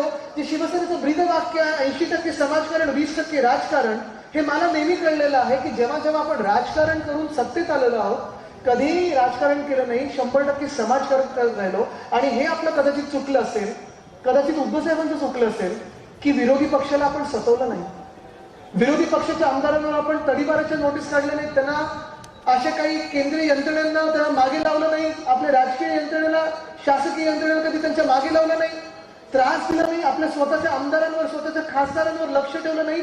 हे आमचं चुकलं असेल. पण हे जर चुकलं असेल तर तुम्हाला अभिमान आहे की विश्वास जो ठेवला तो आपल्या लोकांवर ठेवला होता. पण ह्या लोकांना आपलं तरी आता मानायचं कसं? मला तुम्ही सांगा, जो माणूस माझ्यासोबत फिरायचा, जो माणूस तासन तास माझ्यासोबत घालवायचा, जो माणूस मला आपला म्हणायचा, ज्या माणसाला एवढं प्रेम दिलं, आशीर्वाद त्यांनी आपल्याला दिले, विश्वास आपण त्यांच्यावर ठेवला, हे जे देणं घेणं होतं, जे प्रेमाचं होतं, आशीर्वादाचं होतं, विश्वासाचं होतं, ही अशी 40 लोक जेव्हा गद्दार करतात तेव्हा आपण विचार करत बसतो की नक्की आपलं काय चुकलं, आपण काय कमी दिलं ह्या लोकांना, जेणेकरून ह्याने आपल्या पाठीत खंजीर खूप असतं. म्हणजे आता मी विचार करत असतो, जे इकडचे पण जे तुमचे महाशय आहेत, मी त्यांचं नाव घेणार नाही तर परत ते वय काढतात माझं. म्हणजे काही आता दुसरं राहिलं नाही की ढाल काय तर माझं वय आहे, माझं, मी सगळ्यांचा आदर करत आलेलो आहे. पण 2-3 गोष्टी जे ते सांगतात ते मी खोडून काढायला आलेलो आहे. ह्या कोणालाही विचारा, मी त्यांना कधी सांगितलं नाही मला साहेब बोला, मला मित्र म्हणून तुम्ही आदित्य बोला, भाऊ म्हणून, लहान भाऊ म्हणून आदित्य बोला. कधी कोण मला एटी बोलतं, कोण आदित्य बोलतो, कोण आदित्य साहेब बोलतो, कोण दादा बोलतो. मी कोणाला काही सांगितलं नाही काय बोला, मला नाव नाही दिलं तरी चालेल. माझं नाव आणि माझी ओळख माझ्या शिवसेनेच्या पक्षप्रमुखांनी दिली आहे, ते म्हणजे शिवसैनिक. आणि मला अभिमान या गोष्टीचा की मी ती माझी ओळख आणि नाव कधी विकलं नाही, जपून ठेवलेले, जोपासून ठेवलेले, जवळ ठेवले, माझ्या हृदयाच्या जवळ ठेवलेलं आहे. दुसरी गोष्ट ते सांगायचे की उठून उभे राहायचे, हे पण चुकीचं आहे. ठीक आहे, कोण प्रेमाने उभं राहत असेल, कोण आदराने उभं राहत असेल ती वेगळी गोष्ट आहे. पण कधीही मी सांगितलं नाही, उलट तुम्ही मला कधी माझ्या दालनात आला असाल, कधी कोणाबरोबर बघितलं असेल, कोणी जरी व्यक्ती असली त्याच्यासाठी मी स्वतः दार उघडलेलं आहे, उभं राहिलेलं आहे. कधी इथं छोटेपणा नसतोच, कारण हे आपण वयाने छोटं असतो, आपण दुसऱ्यांना आदर देणं हे काही स्वतःला कमीपणा नसतो, उलट तुम्हाला मोठं करतात. म्हणजे आपण नेहमी दुसऱ्यांचा मान सन्मान करत असतो आणि हे मी स्वतः करत आलेलो आहे. कारण तुम्ही बघितलं असेल, मला लहानपणीपासून जी शिकवण आहे, कधी उर्मटपणे वागू नको, आगाऊपणा दाखवू नको, मास कधी देऊ नको. आणि जर तुम्ही किंवा मला किंवा उद्धव साहेबांना बघितलं असेल, गेल्या 2.5 वर्षात आम्हाला कधीही वाटलं नाही की आम्ही मंत्री किंवा मुख्यमंत्री झालो, कधीही वाटलं नाही. आमची जी वागणूक होती, तुम्ही मला सांगा कधी बदलली आहे का? बदलली आहे? तुम्ही मला सांगा बदलली वागणूक? कधी नाही बदलली. कारण जे आपलं कधी नसतं, जे आपलं कधी नेहमी नसणार, त्याच्यात चिकटून राहायचं नाही. जे आपलं सदैव असतं, जो म्हणजे आपला शिवसैनिक असतो, जो आपला भगवा झेंडा असतो, त्याला पकडून राहायचं असतं आणि ती मान सन्मान तो घेऊन आम्ही पुढे चाललो.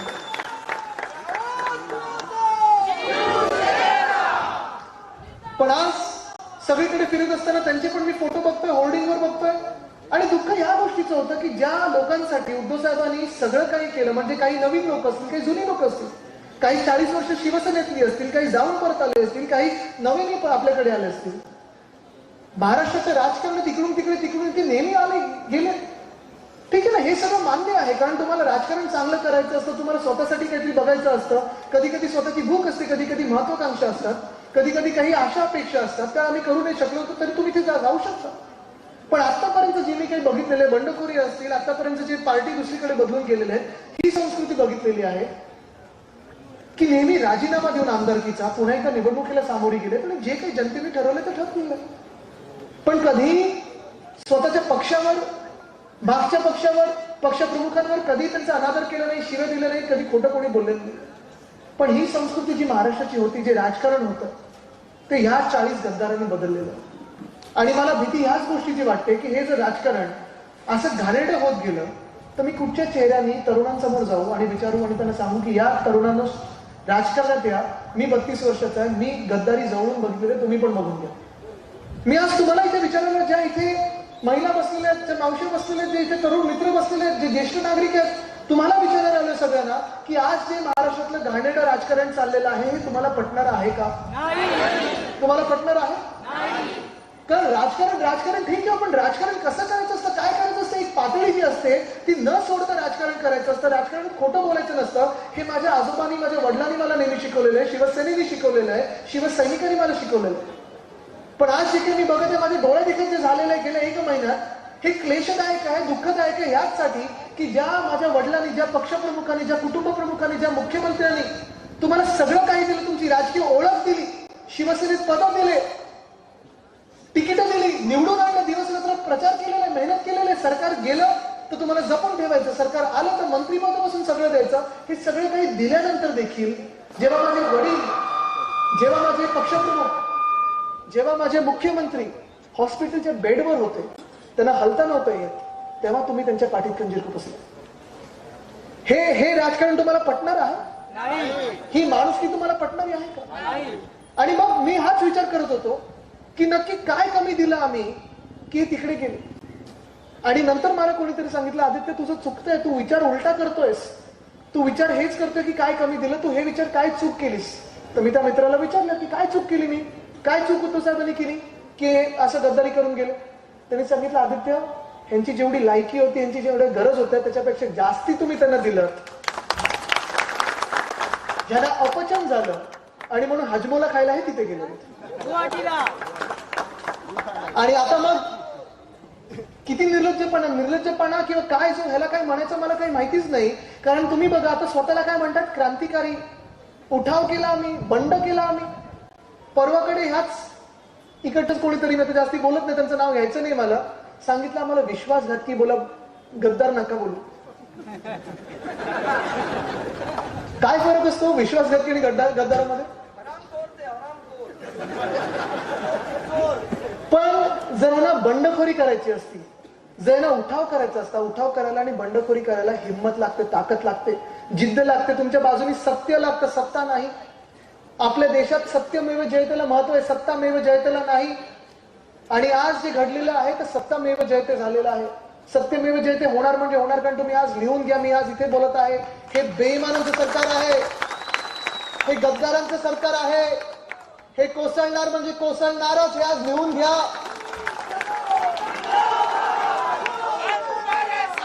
पण तरी देखील आज हे स्वतःला नावं बदलून,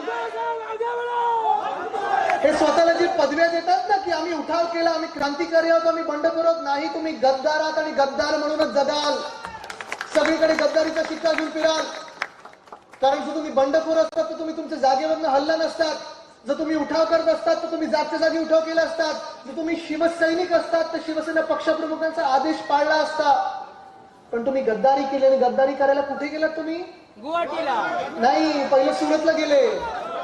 सुरतला टप्पा 1, तिथे जे काही मिळालं असेल ते मिळालं असेल, मला माहिती नाही काय मिळालं. तिथून पुढे गेले, कुठे गेले? गुवाहाटीला डोंगर बघायला. मी त्यांना बोललो डोंगरच बघायचे होते, झाडच बघायची होती, आमच्या सह्याद्रीत यायला पाहिजे होतं. किती डोंगर आहेत, किती झाड आहेत, किती सुंदर आमचा कोकण परिसर आहे. पण तुम्ही बघा, हे जे स्वतःला सांगतात की आम्ही शिवसैनिक आहोत, आम्ही शिवसैनिक आहोत, शिवसैनिक कधीही नव्हते, हे खोटे बोलतायत. आणि यांना मी आता दाखवू शकतो सत्य काय. सत्य एकाच गोष्टीतून कळतं की जरी शिवसैनिक असते ना तर गुवाहाटीत जाऊन मजा मारली नसती यांनी. शिवसैनिक असते तर तिथे जाऊन दांगडधिंगा केला नसता, मस्ती केली नसती, ट्रॅक पॅन्ट टी शर्ट मध्ये ते हॉटेलमध्ये फिरत नसते. शिवसैनिक असते ना तर आसाममध्ये जिथे जिथे पूर आला होता त्याच आसाममध्ये जिथे गेले होते तिथे जाऊन हे त्या पुराच्या पाण्यात उतरले असते, मदत केली असती, मदत कार्य सुरू केलं असतं. कारण तिथे ज्या मिनिटाला हे गेलेले तिथे हॉटेलमध्ये राहत होते त्या मिनिटाला तिथे एक महापूर आलेला, महाप्रलय आलेला, लाखो लोकांना राहायला घरं नव्हती, खायला अन्न नव्हतं, घालायला वस्त्र नव्हते, तरी देखील यांचे मतदार नव्हते ना म्हणून तिथे गेले नाही. ह्याला शिवसैनिक म्हणत नाही. जर तुम्ही शिवसैनिक असता, तुमच्या रक्तात शिवसेना असती तर तुम्ही तिथे पुरात उतरला असतात आणि लोकांची मदत केली असती तर मी मानलं असतं तुम्ही शिवसैनिक आहात. तिथून पुढे कुठे गेले? गोवा. मला वाटतं सत्य परिस्थिती सगळ्यांना माहिती आहे, मला सांगायची गरजच नाहीये. तरी पण तुम्हाला एक सांगतो, गोव्यात गेल्यानंतर जे काही तुम्ही टीव्हीवर बघितलं, ज्या मिनिटाला हिंदू हृदय सम्राट बाळासाहेब ठाकरेंच्या सुपुत्रांनी, उद्धव साहेबांनी, आपल्या पक्षप्रमुखांनी, आपल्या कुटुंब प्रमुखांनी राजीनामा दिला, वर्षातून बाहेर निघाले, जेव्हा मी तिकडच्या आजूबाजूच्या अक्षरशः पोलिसांच्या डोळ्यात असेल, सीएमओ म्हणजे मुख्यमंत्री कार्यालयाच्या स्टाफमध्ये असेल, मुंबईकरांच्या आणि इतर सगळ्या महाराष्ट्राच्या नागरिकांच्या अनेक व्हिडिओ महाराष्ट्रात फिरत आहेत की कसं त्यांची कोणाची आई, कोणाचा भाऊ, कोणाचा मुलगा स्वतः कधी उद्धव साहेबांचं ते फेसबुक लाईव्ह बघून आणि वर्षातून बाहेर पडत असताना चित्र बघून रडत होते, डोळ्यात अश्रू होते. पण हे जे 40 निर्लज्ज गद्दार होते ना, तुम्ही बघितलं असेल काय धांगडधिंगा घातला, टेबलावर उड्या मारून नाचलेले, कसे हातवारे केले. हे तुम्हाला राज्यकर्ते म्हणून मान्य आहेत? तुमचे नेते म्हणून मान्य आहेत? शिवसैनिक म्हणून मान्य आहेत का? हिंदुत्ववादी म्हणून मान्य आहेत का? कसलं हे काय म्हणजे एवढं थोटान एवढं खोटं बोलायचं, एवढं नाट्य करायचं की जणू काही लोकांना माहितीच नाही असं नाट्य करत राहायचं. ही सगळी जी पॉलिटिकल सर्कस आहे ही आम्हाला सर्वांना माहिती आहे. आणि आज मी परत एकदा सांगतो, तुम्ही गद्दार आहात, गद्दार म्हणूनच राहणार.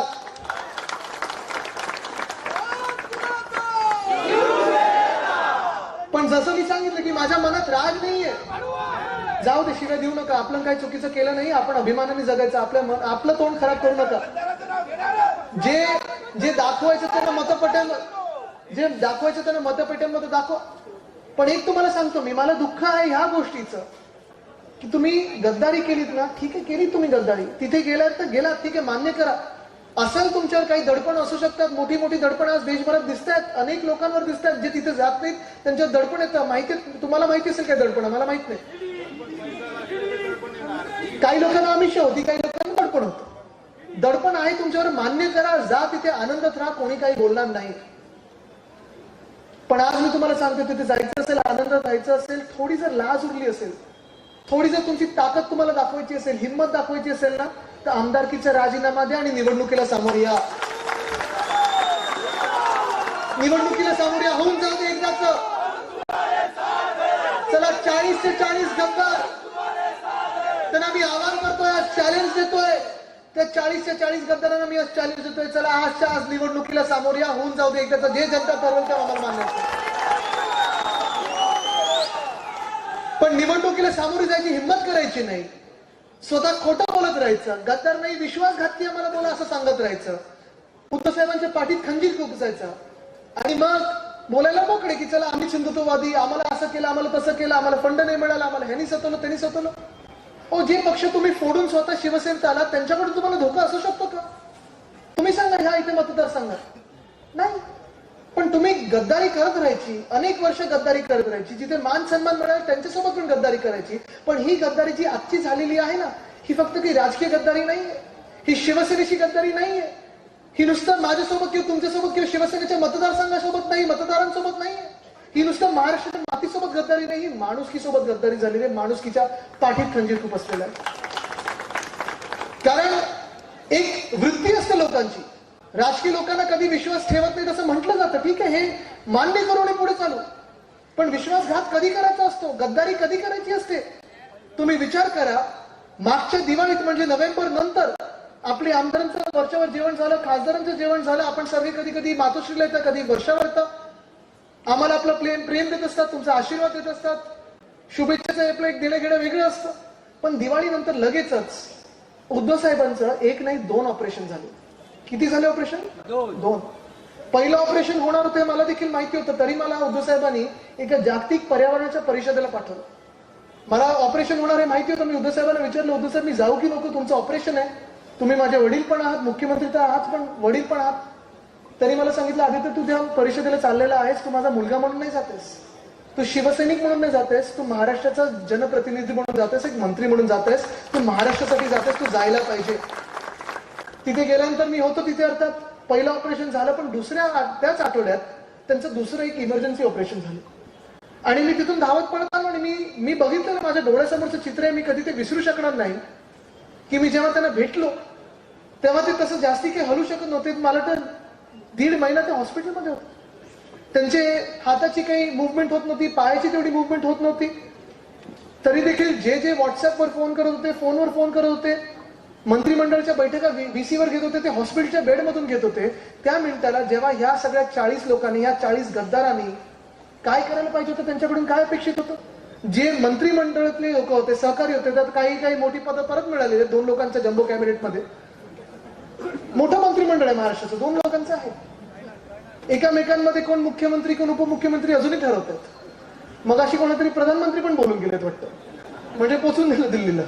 पण मुख्य गोष्ट ही, तुम्ही विचार करा की ज्या मिनिटाला उद्धव साहेबांचं 1 नाही 2 ऑपरेशन झाले, जो माणूस हलू शकत नाहीये, ज्या माणसाने आपली राजकीय ओळख दिली, शिवसेनेत आपल्याला पद दिली, तिकीट दिलं, प्रचार केला, मंत्रीपद अशी दिली ज्या मंत्रीपद कधी मुख्यमंत्र्यांनी 40 वर्ष सोडली नव्हती, अशी खाती जेव्हा तुम्हाला देतो, तुमच्याकडून काय अपेक्षित आहे की जेव्हा आपलं कुटुंब प्रमुख, माझे वडील, आपले पक्षप्रमुख, मुख्यमंत्री जेव्हा हॉस्पिटलच्या बेडमध्ये असतात, तुम्ही त्यांची काळजी घ्यायची, त्यांच्यासाठी महाराष्ट्रभर फिरायचं आणि त्यांचं काम करायचं की त्यांच्या पाठीत खंजीर खुपसायचं.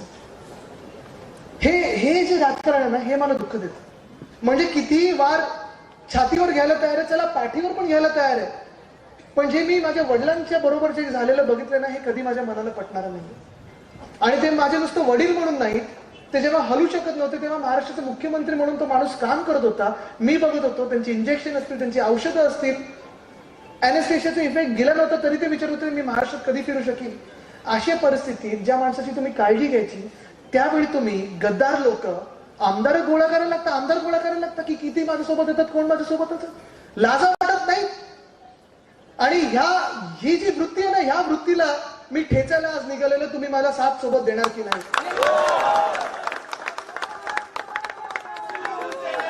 बरं, पक्ष यांनी फोडला कधी?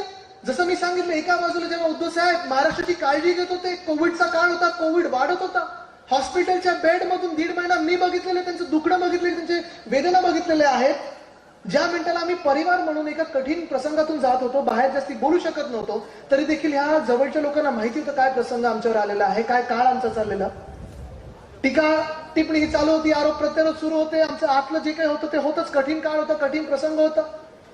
मी 6 कोविड टेस्ट करून परत हॉस्पिटलमध्ये जायचो, बाहेर यायचो, आमदारांना भेटायचो, लोकांमध्ये जायचो, महाराष्ट्र फिरलेलं आणि परत हॉस्पिटलमध्ये 6 कोविड टेस्ट करून जायचो. हे सगळं सुरू असतं ना, दुसऱ्या बाजूला हे निर्लज्ज गद्दार आमदार गोळा करत होते की मी मुख्यमंत्री कसा होईन, मी मुख्यमंत्री कधी होईन, माझ्यासोबत कधी येतात, कसे येतात, पैसे कसे वाटप करतो, हे दुसऱ्या बाजूला चाललं. आणि ह्याची मला आता लाज वाटायला लागली. ह्या राजकारणात मी 10 वर्ष, मला आठवतं 2010 साली देखील मी इथे ZP च्या निवडणुकीसाठी दौरा काढलेला. युवासेना नुकतीच स्थापन झालेली, सेनेटची निवडणुका होत्या. पवन, मला वाटतं तुझ्या घरी तिथून आपण सुरुवात केली. कुठे पवन जाधव? मागे असतील, खेडमधून, रेल्वेतून आम्ही आलेलो. आणि 10 वर्ष जेव्हा मी राजकारणात सक्रिय असताना मला अनेक व्यक्तींनी सांगितलेलं आहे, चांगले थोर व्यक्तींनी सांगितलेलं आहे, पत्रकारांनी सांगितलंय की आदित्य तू राजकारण कशाला येतोस? मी बोललो का, राजकारण तर चांगलं आहे, आपल्याला काम करायला संधी असते. तेव्हा ते आदित्य तुझं काम नाहीये राजकारणात, तुझ्यासारख्या किंवा तुझ्या वडिलांसारख्या चांगल्या लोकांना स्थान नसतं, तुम्ही सोडून द्या राजकारण. हे मला लोकांनी सांगितलेलं. आणि 10 वर्ष मी डोळे बंद करून लोकांमध्ये फिरलोय, कारण मला सेवा करायची होती, लोकांची मदत करायची होती, आणि मी ती करत आलोय. मला अभिमान आहे त्या गोष्टीचा.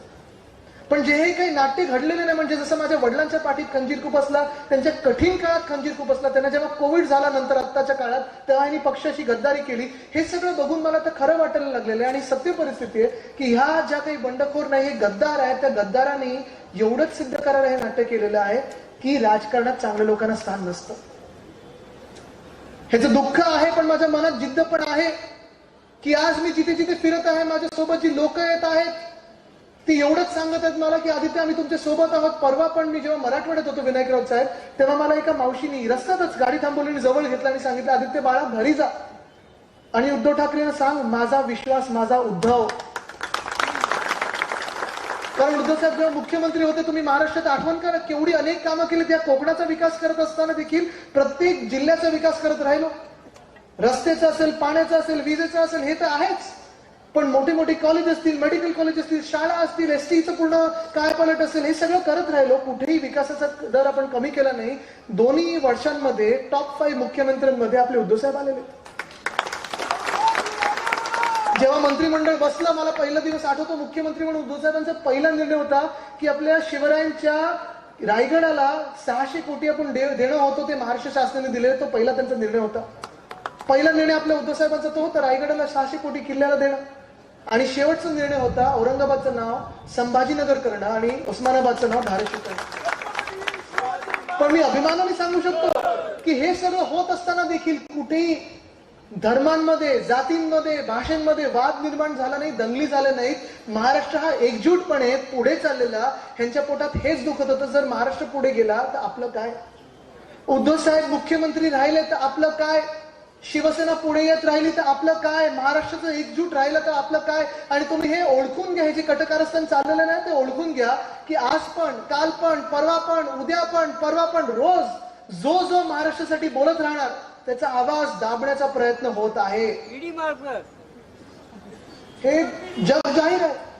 परवाकडे राज्यपाल महोदय काय बोललेले आहेत, काय बोलले त्यांनी, मुंबईत आणि ठाण्यात जिथे निवडणुका येऊ घातलेल्या आहेत, महापालिकेची निवडणूक आहेत, एकजूटपणे शिवसेनेच्या मागे जे सगळे नागरिक उभे आहेत, जातीपातीमध्ये, धर्मांमध्ये, भाषेमध्ये वाद नाहीये, तिथे वाद निर्माण करण्याचा प्रयत्न केलेला आहे. म्हणजे एका बाजूला तुम्ही महाराष्ट्राची जी एकजूट आहे ती फोडणार, मुंबईकरांची, ठाणेकरांची, कोकणवासियांची, इतर सगळीकडे जे नागरिक आहेत त्यांची एकजूट फोडणार, मराठी माणसाला वेगळे करणार, शिवसेनेला तुम्ही वेगळे करणार, ठाकरे परिवार संपवण्याचा प्रयत्न करणार. पण मी आज त्यांना सांगू इच्छितो, ठाकरे परिवार माझ्या समोर बसलेला आहे, शिवसेना माझ्या समोर बसलेली आहे. ही ताकद आहे, ही महाराष्ट्र, हा महाराष्ट्र, ही माती, ही शिवरायांची माती आहे, शिवरायांचा महाराष्ट्र आहे. मावळे इथे जन्माला आलेले आहेत, साधू संत इथे जन्माला आलेले आहेत, क्रांतिकारी इथे जन्माला आलेले आहेत. महाराष्ट्र वाकणार नाही आणि झुकणार नाही. पण आज इथून पुढे निघत असताना जे काही हे राजकीय नाट्य चाललेलं आहे, मी आपल्याला एकच गोष्ट विचारायला आलेलो आहे की हे तुम्हाला मान्य आहे, गद्दारी तुम्हाला मान्य आहे. मला तुमच्याकडे काही मागायचं नाही. आज मी मतं मागायला नाही आलोय, काही मागायला नाही आलोय. मी आपल्याकडे एवढंच मागायला आलेलो आहे की मला हे चित्र बदलायचं आहे. मला जगाला हे सिद्ध करून दाखवायचं आहे की या राजकारणात चांगल्या लोकांना स्थान असतं, ते निर्माण करून द्यायचं आहे. आणि जर तुम्ही माझी साथ आणि सोबत, या 32 वर्षाच्या मुलाची साथ आणि सोबत देणार असाल तर मला आपलं हात वरती करून भरभरून प्रेम आणि आशीर्वाद द्या. पण ह्याच प्रेमासाठी आणि ह्याच आशीर्वादांसाठी मी सर्वीकडे फिरत आहे. हेच प्रेम द्या. आपल्याला राजकारण बदलायचंय, महाराष्ट्र घडवायचं आणि देश घडवायचा आहे. धन्यवाद. जय हिंद, जय महाराष्ट्र, वंदे मातरम.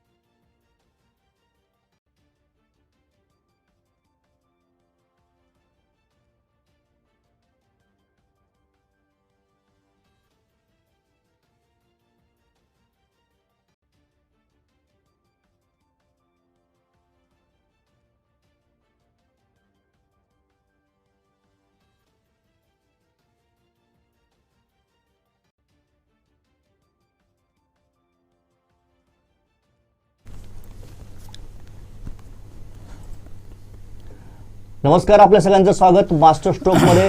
आपला सर्वांना माहीत आहे की आपण ज्या पद्धतीनं आज आदित्य ठाकरेंचा दौरा कोकणात होता. कोकणामध्ये त्यांनी जे काही शिवसेनेला सावरण्याचा प्रयत्न केला, ज्या पद्धतीनं गद्दारांवर अटॅक केला, ज्या पद्धतीनं संपूर्ण कुडाळ आणि सावंतवाडीमध्ये जोरदार बॅटिंग केली, तर या सगळ्यांचा अर्थ काय, या सगळ्यातून आपण शिवसेनेला काय फायदा होणार किंवा या सभेचे काय परिणाम होतील, आदित्य ठाकरेंच्या दौऱ्याचे काय परिणाम होतील, या सगळ्या बाबींवर आपण मास्टर स्ट्रोकमध्ये चर्चा करणार आहोत. आपल्यासोबत आहेत कोकण 7 लाईव्हचे मुख्य संपादक सागरजी चव्हाण. सर, तुमचं स्वागत या कार्यक्रमामध्ये.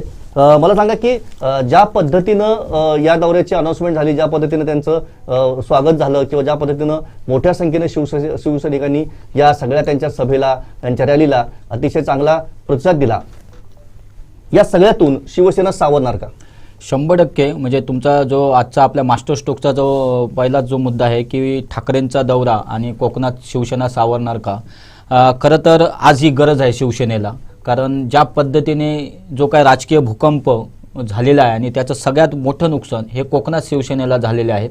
कारण कोकणामध्ये जर आपण फक्त रायगड, सिंधुदुर्ग आणि रत्नागिरी या 3 जिल्ह्यांचा विचार केला असेल तर 15 आमदार आहेत. एकूण 15 आमदारांपैकी 9 आमदार हे सेनेचे आहेत आणि त्यातले बहुसंख्य आमदार म्हणजे रायगड तर पूर्णपणे शिंदे गटासोबत गेलेला आहे. अगदी रत्नागिरीचा जर आपण विचार केला असेल तर रत्नागिरीमधून जर पाहिलं असेल तर योगेश कदम जे रामदास कदमांचे पुत्र आहेत, स्वतः रामदास कदम हे शिंदे गटामध्ये गेलेले आहेत, त्यांचे पुत्र जे आमदार आत्ता आहेत ते शिंदे गटामध्ये गेलेले आहेत. आणि अगदी रत्नागिरीचा जर सगळ्यात मोठा विचार केला असेल तर रत्नागिरीचं एक मोठं नाव ते म्हणजे उदय सामंत.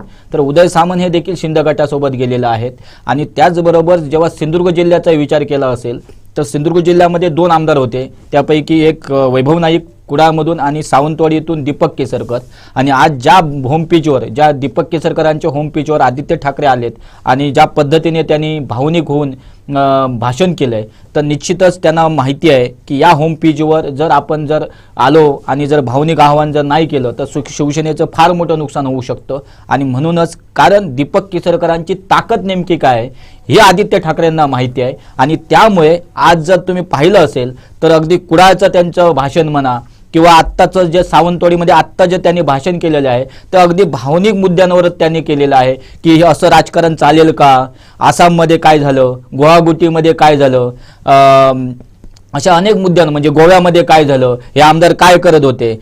म्हणजे एक फक्त भावनिक हाक मारण्याचा प्रयत्न हा आदित्य ठाकरेंनी आजच्या या दीपक केसरकरांच्या होम पेजवर केलेला आहे. एकंदरीत जर पाहिलं असेल तर आजच्या या मास्टर स्ट्रोकमध्ये जर पाहायचं असेल तर मी सगळ्यात महत्त्वाचा मुद्दा यासमोर अधोरेखित करेन, तो म्हणजे सिंधुदुर्ग जिल्ह्याचा विचार केला असेल तर शिवसेनेची सगळ्यात मोठी ताकद ही दीपक केसरकर होते. कारण ज्यावेळी खऱ्या अर्थाने म्हणजे हा खरा वाद शिवसेनेचा आणि कोकणातला जो काय शिवसेना आणि राणे हा जो वाद आहे हा संपूर्ण महाराष्ट्रात नव्हे देशाला माहिती आहे. आणि वारंवार राणेंनी ठाकरेंना अर्थात मातोश्रीला वेळोवेळी आव्हान दिलेलं होतं. आणि हे आव्हान जेव्हा शिवसेनेच्या पलीकडे झालं, शिवसेना या आव्हानाला जेव्हा सामोरं जाऊ शकत नव्हती, तेवढी त्यांची ताकद नव्हती, त्यावेळी खऱ्या अर्थाने दीपक केसरकर सारखं नेतृत्व पुढे आलं आणि त्यांनी राणेंना आव्हान केलं. आणि खरा शिवसेनेचा जो काय खरा भार होता, मातोश्रीचा जो खरा भार होता, तो खऱ्या अर्थाने दीपक केसरकरने आपल्या अंगावर घेऊन त्यांनी राणेंना 2 हात केले आणि राणेंसोबत खऱ्या अर्थाने फाईट देण्याचं काम हे शिवसेनेच्या माध्यमातून हे दीपक केसरकरांनी केलं. खरं तर आत्ता विनायक राऊतांनी आजच्या या सभेमध्ये म्हणजे अगदी दीपक केसरकरांच्या या होम पिचवर दीपक केसरकरांच्या विरोधात अतिशय अगदी म्हणजे टोकाचे त्यांनी आरोप केलेले आहेत की दीपक केसरकर हा गद्दार आहे, या गद्दाराला जागा शिकवायलाच पाहिजे. अगदी त्यांच्या दृष्टीने तो गद्दार असेल हे असतील, पण याच दीपक केसरकरांनी याच विनायक राऊतांना याच मतदारसंघातून तब्बल 40,000चं मताधिक्य दिलेलं होतं. जेव्हा खरी लढत ही नारायण राणेंचे पुत्र म्हणजे अर्थात माजी खासदार निलेश राणे विरुद्ध विनायक राऊत यांची जेव्हा लढत झाली तर त्या लढतीमध्ये सगळ्यात मोठं मताधिक्य देण्याचं काम हे दीपक केसरकरांनी इथे केलं. त्यामुळे निश्चितच वारंवार ज्यावेळी दीपक केसरकर हे शिंदे गटामध्ये सामील झाले त्यावेळी दीपक केसरकरांनी देखील आवर्जून एक मुद्दा समोर आणला होता. तो मुद्दा म्हणजे हेच होता की खऱ्या अर्थाने मातोश्रीपासून आम्ही जे लांबले गेलो, मातोश्रीपासून आमची जी दारं दूर गेली, मातोश्रीसाठी आमचे दरवाजे बंद होते, याचं मुख्य मूळ कारण हा विनायक राऊत होता. अशा पद्धतीचं वक्तव्य हे वारंवार हे दीपक केसरकर ज्या दिवशी ही बंडखोरी सगळ्यात महाराष्ट्र राज्यातली सगळ्यात मोठी बंडखोरी झाली, किंबहुना मी असं म्हणेन की ती देशातील सगळ्यात मोठी बंडखोरी असेल, आणि ही जेव्हा अशा पद्धतीची बंडखोरी मोठ्या प्रमाणात होते तेव्हा निश्चितच त्यामागचं काहीतरी कारण असेल. आणि त्यावेळी दीपक केसरकरांनी हा मुद्दा अधोरेखित केला होता की विनायक राऊतांनी माझी दारं ही मातोश्रीवर ज्या हक्काने दीपक केसरकर जायचे, तर ती माझ्या खऱ्या अर्थाने माझे दरवाजे बंद करण्याचं काम हे विनायक राऊतांनी केलं. खऱ्या अर्थाने जर दीपक केसरकरांनी त्यावेळी हा देखील मुद्दा अधोरेखित केला होता की वारंवार आम्ही जेव्हा कामं घेऊन जायचो तर ते मातोश्रीपर्यंत आम्हाला जायलाच द्यायचं नाही, आणि हा एकट्या दीपक केसरकर यांचा मुद्दा नव्हता, तर जे 40 आमदार गेलेले आहेत तर त्या सर्व आमदारांचा देखील हाच मुद्दा आहे की आम्हाला आमची कामं ही होत नव्हती, आणि याच्यामध्ये मग ते संजय राऊत असतील, मग ते विनायक राऊत असतील, हे खो घालत होते, हे अडथळे आणत होते, ते आम्हाला आमच्या नेतृत्वापर्यंत जायला देत नव्हते, उद्धव ठाकरेंना भेटायला देत नव्हते. म्हणजे आमचा मुख्यमंत्री असून आमच्याच मतदारसंघामध्ये आपल्याला निधी मिळत नव्हता, आम्हाला भेटी मिळत नव्हते, आमचे काही मुद्दे होते ते आम्हाला सांगायला मिळत नव्हते. तर हे मुद्दे दीपक केसरकरांनी वारंवार अधोरेखित केलेले आहेत. त्यामुळे निश्चितच कुठेतरी आज विनायक राऊतांनी ह्या इथे येऊन काय हिशोब चुकता करण्याचा प्रयत्न हा केलेला आहे, पण एकंदरीत जर तो पाहिला असेल तर तो केविलवाना प्रयत्न होता असं माझ्या लक्षात येतोय. साधारणपणे त्यांनी या सगळ्या गोष्टींची मांडणी केली, परंतु जे आरोप जसे तुम्ही सांगितलं की दीपक भाईंनी जे काही आरोप केले की आम्हाला तिथपर्यंत पोहोचून दिलं जात नव्हतं, आमचं रिपोर्टिंग व्यवस्थित झालं नाही, बरोबर, या संदर्भात मात्र खासदार विनायक राऊतांनी किंवा आदित्य ठाकरेंनी या सभेत काहीही खुलासा केलेला नाहीये. निश्चितच म्हणजे वास्तविक जे म्हणजे ज्या पद्धतीने दीपक केसरकर हे शिंदे गटाचे प्रवक्ते झाल्यापासून त्यांनी ज्या पद्धतीने मुद्दे समोर आणलेले आहेत, तर त्या एकाही मुद्द्याचं उत्तर हे ना कुडाळच्या सभेमध्ये दिलं गेलं, ना ते सावंतवाडीच्या सभेमध्ये दिलं गेलं. वारंवार सांगितलं जात आहे की आम्ही मोठा निधी हा कोकणामध्ये दिला, मात्र आज जर पाहिलं असेल तर आरोप मग उदय सामंत देखील तेच सांगतायत ना. उदय सामंत हे तर मंत्री होते, कॅबिनेट मंत्री होते, त्यांचा देखील आरोप तोच आहे. ते पण तेच म्हणतायत की आम्हाला निधी मिळत नव्हता, आमची जी काही विकास कामं होती ती होत नव्हती, आणि पहिल्यापासून त्यांचा हाच आरोप आहे. मात्र या आरोपाचं कुठेही खंडन करताना हे दिसत नाहीयेत. फक्त आणि फक्त की या गद्दारांना तुम्ही जागा दाखवा, हे गद्दार आहेत. ओके, मग हे भावनिक हाक मारत असताना देखील सत्ता तुमच्याचकडे होती. हे जे तुम्ही आज जे गद्दार म्हणतायत ते तुमचेच आमदार होते. मग या गोष्टीचा कुठे विचार करणार, हे जनतेला पडलेले प्रश्न आहेत. आणि जेव्हा आम्ही हा लाईव्ह हे दाखवत होतो, हा एकूणच आजचा जर दौरा आपण जर लाईव्ह दाखवत होतो, तर त्यावेळी अगदी लाखोच्या संख्येने लोक आजचा हा आमचा दौरा कोकणसाद लाईव्हच्या माध्यमाने पाहत होते. तेव्हा त्या खाली ज्या पद्धतीने कमेंट येत होत्या त्या जर वाचल्या असतील तर त्या देखील तोच प्रश्न आहे. म्हणजे आजच्या घडीला एकीकडे हे भावनिक मुद्दा बनवत असताना कोकणातील मूळ सैनिकाला, कोकणातील जनतेला आजच्या घडीला असा प्रश्न पडलेला आहे की कोणता झेंडा हातात घेऊ. बरोबर, अगदी बरोबर. त्या आदित्यजींचं जे भाषण झालं सावंतवाडीतलं, त्यातली आणखीन एक फार महत्त्वाची आणि लक्षात घेण्यासारखी गोष्ट की ज्यावर खरी चर्चा व्हायला पाहिजे. गेल्या काही वर्षे 2.5 वर्ष त्यांची सत्ता होती शिवसेनेची, त्यावेळेस आपण बघितलं, आणि शिवसेना हा कोकणचा बालेकिल्ला, ह्या दोन गोष्टी आपण गृहीत धरून हा प्रश्न विचारत घेऊया. जे गुवाहाटीला हे 40 बंडखोर गेले होते, ते तिकडे पूर परिस्थिती असताना सुद्धा मजा मारत होते किंवा एन्जॉय करत होते असं आदित्य ठाकरेंनी सांगितलं. आणि ते जर खरे शिवसैनिक असते तर त्यांनी असं केलं नसतं किंवा त्यांनी मदत केली असती पूर असताना असं सांगितलं. पण वस्तुस्थिती अशी होती की आपण गेल्याच वर्षीचा पूर बघितला, चिपळूण म्हणा किंवा रत्नागिरी त्या परिसरातला, की तिथल्या अजूनही तिथल्या लोकांना मदत मिळालेली नाही, अजूनही तिथलं जनजीवन सरळ झालेलं नाही, किंवा पुराच्या संदर्भातल्या ज्या काही समस्या हे असतात, कामं असतात, त्या संदर्भातही काही कार्यवाही झाली नाही. निश्चितच म्हणजे मला असं वाटतंय की आदित्य ठाकरेंनी जो आजचा कोकणामध्ये दौरा आयोजित केलेला होता, तर खऱ्या अर्थाने गेल्या वर्षी पण याच कटू आठवणी होत्या. हाच तो हंगाम होता. ह्याच हंगामामध्ये, हाच पावसाळ्यामध्ये अगदी चिपळूण शहर हे पूर्णपणे पाण्याखाली गेलेलं होतं. आजही ते सावरलेलं नाही आहे काय. मात्र याकडे मात्र बोललं जात नाही आहे.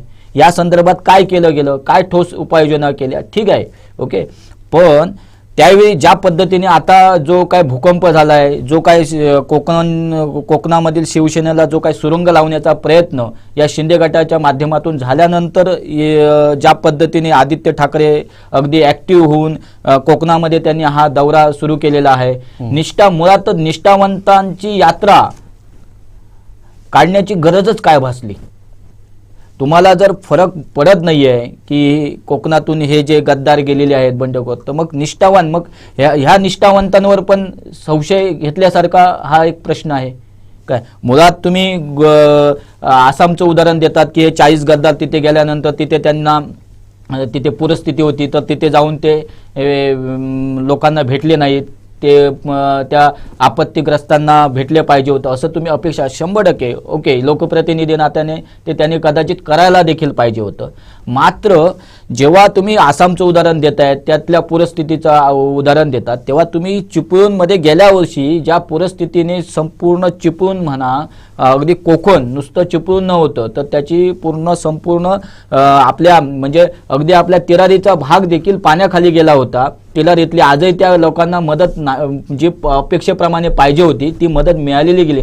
त्या संदर्भात मात्र आदित्य ठाकरे बोलत नाही. त्या संदर्भात शिवसेनेचे खासदार विनायक राऊत बोलत नाही आहेत की ह्या लोकांसाठी तुम्ही काय केलं. वास्तविक आज आदित्य ठाकरेंनी इथे आल्यानंतर त्यांनी हे सांगायला पाहिजे होतं की होय, कोकणामध्ये गेल्या वर्षी परिस्थिती आली होती तेव्हा चिपळूणसाठी आम्ही एवढा निधी दिला, चिपळूणतल्या आपत्तीग्रस्तांना अशा पद्धतीने आम्ही सावरलं, आज त्यांना आम्ही उभं केलं, ही अशी उदाहरणं द्यायला पाहिजे होती. अगदी नुसतं चिपळूण शहरच गेलं नव्हतं तर अगदी आजही आज बांद्यासारखं शहर आहे ते पाण्याखाली जातंय, आजही पाण्याखाली जाते अजून. आणि गेल्या वर्षी पाण्याखाली गेली, गेल्या वर्षी बाजारपेठ पण पाण्याखाली गेली. अगदी तुम्ही ज्या दीपक केसरकरांच्या मतदारसंघामध्ये येत आहेत त्या मतदारसंघामधला अगदी दोडामार्ग सारखा भाग जो अतिशय डोंगराळ भाग आहे, आजही तिथे तिलारीचं पाणी सोडल्यानंतर तिथे त्याच्या खालील जी गावं आहेत ती पाण्याखाली जात आहेत काय. आणि गेल्या वर्षी तीच परिस्थिती झाली. त्या लोकांना आजही म्हणजे त्यावेळी तर तुमची सत्ता होती आणि ती सत्ता असताना देखील लोकांचे पंचनामे झाले नाही. लोकांना आपल्या पंचनाम्यासाठी अक्षरशः शासनाच्या पायपीट करावी लागली आणि अजूनही त्यांना नुकसान भरपाई मिळालेली नाही आहे. कोकणातील बागायतदार त्यावेळी अगदी देशोधडीला लागलेत. आज त्यांचे पण प्रश्न हे आहेत. म्हणजे तुमच्याकडे 2.5 वर्षाची सत्ता दिल्यानंतर मी तर म्हणतो ठाकरेंच्या घरामध्ये स्वतः मुख्यमंत्री होते, स्वतः पर्यटन मंत्री होते. तुम्ही आज सांगतायत की कोकणामधील पंचतारांकित आम्ही विकास करणार, पण आजच्या घडीला 2.5 वर्षामध्ये त्यावर प्रॉपर हे झालंय का, ठोस निर्णय झालाय का? तुम्ही ताजचं नाव घेताय पण याच्यावर काय झालंय? गेली अनेक वर्ष ताजने इथे जमिनी घेऊन ठेवलेल्या आहे, मात्र आजही एक वीट लावली जात नाही आणि तुम्ही ताजला तुम्ही करार वाढवून देतायत. म्हणजे हे सगळ्या गोष्टी जर पाहिल्या असेल तर तुम्ही ठीक आहे, तुम्ही कोकणचा पंचतारांकित पर्यटन मंत्री मिळाल्यानंतर पंचतारांकित विकास करणार असं सांगितलं होतं. 2.5 वर्ष तुम्हाला मिळाली, काय झाली त्याची सुरुवात याची देखील उत्तरं द्यावी लागतील. आणि हेच प्रश्न इथली कोकणी जनता विचारते. म्हणजे मगाशी ज्या पद्धतीने आम्ही ह्या सर्व दोन्ही सभा जेव्हा लाईव्ह केल्या तेव्हा खालील जर त्या कमेंट पाहिल्या असतील तर त्या प्रत्येक कमेंटमध्ये कोकणी माणूस हाच प्रश्न विचारत होता की तुम्ही आमच्यासाठी काय केलं. मागच्या ह्या 2.5 वर्षात सत्ता मिळाली, गद्दार राहू दे बाजूला, पण या मागच्या 2.5 वर्षामध्ये कोकणी माणसासाठी नेमकं तुम्ही केलात काय? रस्ते, पाणी, वीज, हे तर नेहमीचेच प्रश्न आहेत, मूलभूत प्रश्न सुद्धा हे मूलभूत प्रश्न. आणि या मूलभूत प्रश्नावर तुम्ही आदित्यजी जेव्हा आले तेव्हा रस्ते, वीज, पाणी ह्या विषयावर बोलतायत. वेगळं असं केलात का? वेगळं कोकणला दिलात का? तुम्ही जर ठामपणे सांगतायत की कोकण हे शिवसेनेचं हृदय आहे, कोकण हे शिवसेनेचं आवाज आहे, तर मग त्यासाठी तुम्ही केलात काय? आणि ह्याच सगळ्यात महत्त्वाचा मुद्दा आहे की ज्या पद्धतीनं आपण कमेंट बघितल्या खाली त्या कमेंटमध्ये लोकांचा रोष हाच होता, ज्या पद्धतीनं हे सांगत होते. आणि हे बघा, आत्ताच माझ्याकडे अगदी बोलकी प्रतिक्रिया आहेत. श्रुती नेवगी म्हणून आहे, म्हणजे ही युवती आहे, तर तिने सवाल केलेला आहे. तिने थेट विचारलेलं की कोकणातील तरुण बेरोजगारांसाठी रोजगार मिळवून देण्यासाठी या तरुण नेत्यांनी केलं काय? ही बोलकी प्रतिक्रिया आहेत. अगदी बरोबर, अगदी बरोबर. रोजगार, आज वास्तविक रोजगारावर बोलले पाहिजे होते, कारण तरुण आहे. कोकणातला तरुण आजही मुंबईमध्ये जातोय नोकरीसाठी. 10वी-12वी झाल्यानंतर त्याला इथे रोजगार नाही आहे, तो थेट मुंबई गाठतो. लोकांचा रोष हाच आहे की जरी एक मोठा नेता शिवसेनेचा इकडे येतोय, युवा नेता येतोय, पण गद्दारांवर बोलण्यापेक्षा किंवा त्या गोष्टीत बोलण्यापेक्षा हे जे बेसिक प्रश्न आहेत, मूलभूत प्रश्न आहेत, बेरोजगारी असेल किंवा इथले मूलभूत प्रश्न, पाण्याचा प्रश्न असेल, रस्त्यांचा प्रश्न असेल, या संदर्भात त्यांनी जास्त आपलं स्पष्टीकरण द्यायला पाहिजे होतं, भूमिका मांडायला पाहिजे होती, असं या सगळ्या लोकांचं 100%. म्हणजे आदित्य हे एक मोठं तरुण नेतृत्व आहे. ठाकरे सरकार म्हणजे जेव्हा त्यांना अगदी म्हणजे कमी वयामध्ये ते आमदार झाले, कमी वयामध्ये त्यांच्याकडे महाराष्ट्रातलं कॅबिनेट पद आणि ते देखील कोकणला एक म्हणजे आज हा सिंधुदुर्ग जिल्हा हा देशातला पहिला पर्यटन जिल्हा आहे. बरोबर. आणि अशा पर्यटन जिल्ह्यामध्ये पर्यटन दृष्ट्या तुमच्याकडे पर्यटन खातं होतं, 2.5 वर्ष तुमच्याकडे मंत्रिपद होतं, काय केलं हा प्रश्न इथली जनता विचारते आहे आणि त्याचं उत्तर तुम्ही देत नाही आहात. तुम्ही आज सांगायला पाहिजे होतं की हा पर्यटनासाठी एवढा निधी आम्ही दिला, हा पर्यटन प्रकल्प आम्ही सुरू केला. जर आज हे जर केलं असतात तर आज हा असा दौरा करावा लागला नसता. मग कितीही गद्दार जरी तयार झाले असते तरीही काही फरक शिवसेनेला पडणार नसता. आणि मला तर जर आता तुम्ही ठोसपणे जर विचारत असाल की नेमकं हा दौरा कशासाठी असेल, तर कोकणातील शिवसेनेला सावरण्यासाठीच हा दौरा होता आणि तो सावरण्याचा केविलवाणी प्रयत्न हा या युवा नेत्याकडून होतोय. त्यामध्ये विनायक राऊत या गद्दारांना अगदी बोलत आहेत आणि याचमुळेच कुठेतरी हे आमदार जे कोकणातील आमदार होते ते धुकावले गेले. आता जर बघितलं गेलं असेल तर सगळ्यात मोठं म्हणजे विनायक राऊतांच्या विजयामध्ये सगळ्यात मोठा वाटा असणारं जसं दीपक केसरकर आहे, तसेच उदय सामंत यांचा देखील आहे. रत्नागिरीमध्ये जे मताधिक्य दिलं गेलं आहे ते उदय सामंत यांच्या माध्यमातूनच दिलं गेलेलं आहे. बरोबर.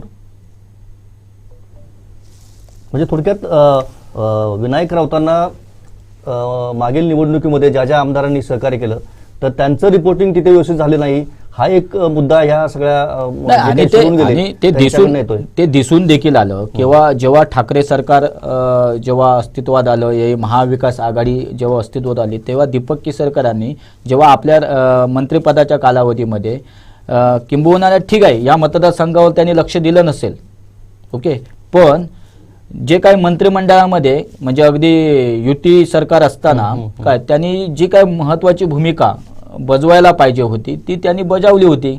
आणि अशा वेळी तुम्ही जेव्हा त्यांना तिसऱ्यांदा जेव्हा ते निवडून येत आहेत तेव्हा जिल्ह्याच्या पालकमंत्री पदापासून त्यांना दूर ठेवतायत. म्हणजे ही नेमकी खेळी कोणाची होती? ही खेळी विनायक राऊतांची होती असं उघडपणे दीपक केसरकर जेव्हा बोलतात तेव्हा काहीतरी त्यामध्ये तथ्य असेल. बरोबर बरोबर. एकूणच या सगळ्या दौऱ्यानं एक शिवसेनेला एक नवं चैतन्य मिळावं किंवा जे शिवसैनिक आता राहिलेले आहेत ते तरी किमान आपल्या सोबत राहावेत अशा पद्धतीनं या दौऱ्याची आखणी झाली असेल, त्याच पद्धतीनं त्यांनी हे केलंय. त्यात आणखीन एक मला शेवटचा मुद्दा तुम्हाला विचारायचा आहे की ज्या पद्धतीनं उद्धव ठाकरेंच्या आजारपणाचं त्यांनी खूप वेळ त्यावर घेतला भाषणामध्ये आपल्या, की ते आजारी असताना हे असं करायला नको होतं, ज्यावेळेस त्यांना सावरायची गरज होती त्याच वेळेस हे गद्दार सगळे बाहेर पडले वगैरे वगैरे, हे भावनिक आव्हान जे ते ज्या पद्धतीने केलं, तर यावर तुम्ही काय सांगाल, कशा पद्धतीने? मुळातच जेव्हा आदित्य ठाकरेंचा हा जेव्हा दौरा झाला काय तर वास्तविक इथल्या तरुणांना देखील अपेक्षा होती, कारण अगदी 100% बरोबर आहे. म्हणजे त्यांनी जे येऊन म्हणजे मी काल पण एका वृत्तवाहिनीवर जेव्हा मी विश्लेषण केलं तेव्हा त्यांनी देखील मला हाच प्रश्न विचारला की नक्की म्हणजे हा जो मोठा राजकीय भूकंप झालेला आहे तर या राजकीय भूकंपामुळे मूळ शिवसेना कुठे आहे आणि आता ही शिंदे गटाची जी शिवसेना आहे ती कुठे आहे. ते देखील तेव्हा देखील मी हाच मुद्दा सांगितलं की मूळ शिवसेना आहे जी बाळासाहेबांना मानणारी शिवसेना आहे ती शिवसेना आहे तिथेच आहे तिथेच आहे. त्यामध्ये कोणताही हे गेला नाही, कारण आम्ही या शिवसैनिकांसोबत बोलतो आहोत. या शिवसैनिक हे शिवसैनिक जेव्हा ऑफ द रेकॉर्ड जेव्हा बोलतायत त्यांच्या ज्या काही भावना तीव्र आहेत, ओके, तर आता तुम्ही सांगतायत वैभव नाईक हे तसं बघायला गेलं तर राणेंना त्यांनी फाईट देऊन ते आमदार झाले होते. मग आता तुम्ही सांगतायत की आम्ही त्यांना मंत्रिपद दिलं नाही. म्हणजे कुठे ना कुठेतरी शिवसेनेचं हे नेतृत्व काय ओळखायला कमी पडतंय. म्हणजे आज जेव्हा दीपक केसरकर यांनी गद्दारी केल्यानंतर, आज जेव्हा दीपक केसरकरांनी बंडखोरी केल्यानंतर आता तुम्ही सांगतायत की हा शिवसेनेचा वाक, हा शिवसेनेचा खरा प्रामाणिक शिवसैनिक. 2 वेळा वैभव नाईक निवडून येतात आणि त्यांना तुम्ही मंत्रिपद देत नाहीत. त्यावेळी तुम्ही मंत्रिपद जिल्ह्याच्या बाहेर देताय. म्हणजे सिंधुदुर्ग जिल्ह्याचा जर विचार केला मग का दिलं नाही? या शिवसेनेच्या वाघाला तुम्ही मंत्रिपद का देऊ शकला नाहीत? याचं देखील उत्तर आहे. म्हणजे हे मी नाही बोलत आहे, ही शिवसैनिकांमधली तळमळ आहे. हे शिवसैनिक ऑफ दी रेकॉर्ड जेव्हा आम्ही त्यांना विचारतोय त्याच बोलायला पण आज संभ्रमाची स्थिती आहे. म्हणजे मगाशी जो मी मुद्दा अधोरेखित केला की आज जो मूळ शिवसैनिक आहे ना तो देखील अशा संभ्रमा अवस्थेत की नक्की आम्ही आता मूळ शिवसेना कुठची मानायची. कारण एकीकडे जेव्हा मातोश्रीपासून अशा अनेक शिवसैनिकांनी जसे ज्या अर्थी एका आमदारांची बंडखोर आमदार जे सांगतायत की आम्हाला मातोश्रीची दारं बंद होती, वर्ष आम्हाला आमच्या नेतृत्वाला भेटता येत नव्हतं, आमचं रिपोर्टिंग चुकीच्या पद्धतीने होत होतं, तीच घालमेल तीच हे इथल्या काही मूळ शिवसैनिकांमध्ये आहे. जे मूळ सैनिक सांगतायत की खऱ्या अर्थाने जेव्हा नारायण राणेने जेव्हा शिवसेनेला खऱ्या अर्थाने आव्हान दिलं या कोकणातील शिवसेनेला काय त्यावेळी राणेंच्या विरोधात जाणं हे फार मोठं अग्निदिव्य होतं. कोण इथे बोलायला पण हे नव्हतं. आणि अशा वेळी त्यावेळी जे काही शिवसैनिक होते काय त्यांनी ते आज अडगळीत पडलेले आहेत. बरोबर. त्या शिवसैनिकांना आजही विचारलं जात नाही. जे नव्याने शिवसैनिक तुमच्यामध्ये आलेत उदाहरणार्थ फॉर एक्झाम्पल दीपक केसरकर हे मी काल उघडपणे सांगितलं की दीपक केसरकर हे मूळ शिवसैनिकच नाही आहेत. बरोबर. मग त्यांचा तुम्ही सन्मान केलात आणि मूळ सैनिक होते त्यांना तुम्ही बाजूला ठेवलं. हे खऱ्या अर्थाने दुःख आहे. आणि आज जेव्हा ह्या बंडखोर आमदारांनी जेव्हा वस्तुस्थिती समोर आणली असं जेव्हा आणि त्यावेळी मग तुम्ही मूळ शिवसैनिकांना हाक देताय. पण त्यावेळीची परिस्थिती जर आदित्य ठाकरेंना मला माहिती नाही ते त्यावेळी म्हणजे राणेंनी जेव्हा बंड केलं आणि जेव्हा कोकणामध्ये शिवसेना औषधाला देखील शिल्लक ठेवणार नाही अशी जेव्हा वल्गना केली आणि इथे एक झंझावात सुरू केला त्यावेळी एखादा शिवसैनिक इथे टेबल सुद्धा लावताना म्हणजे कोणाची हिंमत होत नाही. पण त्यावेळी असे काही शिवसैनिक होते की राणेंना त्यांनी देखील आव्हान देऊन इथे बूथ लावले. म्हणजे बूथ सुद्धा लावले जात नव्हते शिवसेनेची अशी परिस्थिती होती. अशा अवस्थेमध्ये ज्या मूळ शिवसैनिकांनी इथली शिवसेना उभी केली काय त्या शिवसैनिकांचं जर दुःख आजही आम्ही जेव्हा ऐकतो तेव्हा ते खूपच अगदी म्हणजे वेदना देणारं असतं. आणि आज जेव्हा पुन्हा एकदा कोकणामधील शिवसेनेच्या या बालेकिल्ल्याला जो सुरुंग लागला आहे त्यावेळी पुन्हा जेव्हा हे तरुण व्यक्तिमत्व तरुण नेता जेव्हा येतो तेव्हा ह्या खऱ्या शिवसैनिकांना का ह्या त्यांच्या वेदना आहेत ह्या त्यांनी जाणून घ्यायला पाहिजे होतं. तुम्हाला जर गद्दारांची जर फरक नसेल बंडखोऱ्यांचं जर फरक नसेल तर त्या म्हणजे एकंदरीत आजचं संपूर्ण भाषण जर पाहिलं असेल तर ते गद्दारांवरच झालं, त्या बंडखोरांवरच झालं. तुम्हाला जर फरक नाही तर त्याच्यावर तुम्ही बोलताय का? हा इथल्या मूळ शिवसैनिकांचा प्रश्न आहे. म्हणून मी पण आवर्जून सांगितलं त्या दिवशी की मूळ सैनिक आहे तिथेच आहे, फक्त आता तो संभ्रमा अवस्थेत आहे की आता नेमका आता आम्ही झेंडा कोणाच्या हातात घेऊ. अगदी बरोबर. या संपूर्ण दौऱ्यामध्ये ही एकच गोष्ट एवढी प्रकर्षानं जाणवली आणि जसं आपण म्हणाले की पहिल्यापासून आपण सोशल मीडियावर बघतोय कशा प्रतिक्रिया येतात लोकांच्या, तर हीच जनतेची भावना आहे, खऱ्या शिवसैनिकांची भावना आहे. शिवसेना शिंदे गट असेल किंवा मूळ शिवसेना असेल याच्यापेक्षाही एक कोकणवासीय शिवसेनेवर प्रेम करणारे आहेत मोठ्या संख्येने आहेत किंवा सामान्य नागरिक आहेत की जे ज्यांनी तुम्हाला मत दिले आणि आमदार केले खासदार केलेलं आहे. अशा लोकांचीही मतं तुम्ही विचारात घ्यायला पाहिजे होती. तर हे न घेता केवळ आपल्या पक्षापुरतं राजकारण किंवा आता इथून पुढे ज्या काही राजकीय घडामोडी घडतील त्याच्यासाठी आपला पक्ष सज्ज करणं ह्या गोष्टी या एकूण ह्यातनं दिसून येत आहेत. आणि या सगळ्याचाच एकूण परिणाम सामान्य जनतेचा जो रोष दिसतोय आपल्याला कमेंटमध्ये तो आपण जाणवू शकतो. त्यामुळं या एकूण आपण आता चर्चेच्या शेवटाकडे येऊ की कशा पद्धतीनं शिवसेनेचा जो मूळ हे आहे उद्धवजींची शिवसेना असेल तर त्याला कसा फायदा होईल किंवा तोटा होईल, काय होईल? निश्चितच ज्या पद्धतीने अजून आदित्यजींनी एक मुद्दा समोर आणला की उद्धव ठाकरे हे आजारी असताना ही बंडखोरी झाली काय, पण त्यांचा मुद्दा हाच होता की उद्धव ठाकरेंची आम्हाला भेटत नाही आहे. तुम्ही सत्तेमधले आणि मुख्यमंत्री त्यात आदित्य ठाकरे हे देखील पर्यटन मंत्री होते काय. मग जर ते सांगतायत की अशा वेळी आम्हाला एकनाथ शिंदे आम्हाला सावरत होते, एकनाथ शिंदे आम्हाला भेट देत होते, आमचं जे काय दुःख आहे हे एकनाथ शिंदे ऐकून घेत होते काय, मग साहजिकच इथल्या शिवसैनिकाला प्रश्न पडतोय की मग ही भूमिका जे एकनाथ शिंदे जी भूमिका हे करत होते, या सर्व आमदारांची जी नाराजी दूर करण्याचा प्रयत्न करत होते, ती भूमिका त्यावेळी आदित्य ठाकरेंनी का निभावली नाही? बरोबर, ठीक आहे, ठाकरे जरी आजारी असले तर ते होते तिथे, उद्धवजी ठाकरे आजारी होते, मग त्यावेळी खऱ्या अर्थाने ती कमान ही आदित्य ठाकरेंनी हातात घेतली पाहिजे होती. इथल्या आमदाराचं नाही. तुम्ही आज सांगतायत की दीपक केसरकर हे माझ्यासोबत अगदी प्रत्येक दौऱ्यामध्ये असायचे, मला माझ्या सावलीमध्ये ते सावलीसारखे माझ्यासोबत असायचे, ते जिथे बोट दाखवतील तिथले मी काम करत होते. मग एवढं जर होतील तरी मग अशा वेळी दीपक केसरकरांनी ही बंडखोरी का केली? हा साहजिकच इथल्या जनतेला, इथल्या मतदारसंघातल्या प्रत्येक ज्यांना दीपक केसरकरांना ज्यांनी मतदान केलं त्या इथल्या मतदाराला हा प्रश्न पडला आहे. ठीक आहे, दीपक केसरकरांवर देखील मोठी नाराजी होती. मागच्या कोविडच्या कालावधीमध्ये ज्या अर्थी दीपक केसरकर या मतदारसंघामध्ये ज्या पद्धतीने त्यांनी लक्ष द्यायला पाहिजे होतं ते दिलं गेलं नाही, ही नाराजी होती. मग त्यावेळी पक्षश्रेष्ठी म्हणून तुम्ही तुमच्या मतदारसंघावर लक्ष देण्यासाठी त्या आमदारांना जे काही खाद्य पुरवायला पाहिजे होतं, खाद्य याचा अर्थ जो काही निधी द्यायला पाहिजे होता तो निधी द्यायला पाहिजे होता. म्हणजे एकंदरीत हा जो बंडखोर आमदारांचा आरोप आहे की आम्हाला निधी मिळत नव्हतं का, ही वस्तुस्थिती इथे समोर येते आणि म्हणून तर इथले मतदार नाराज होते की इथे कामं होत नव्हती.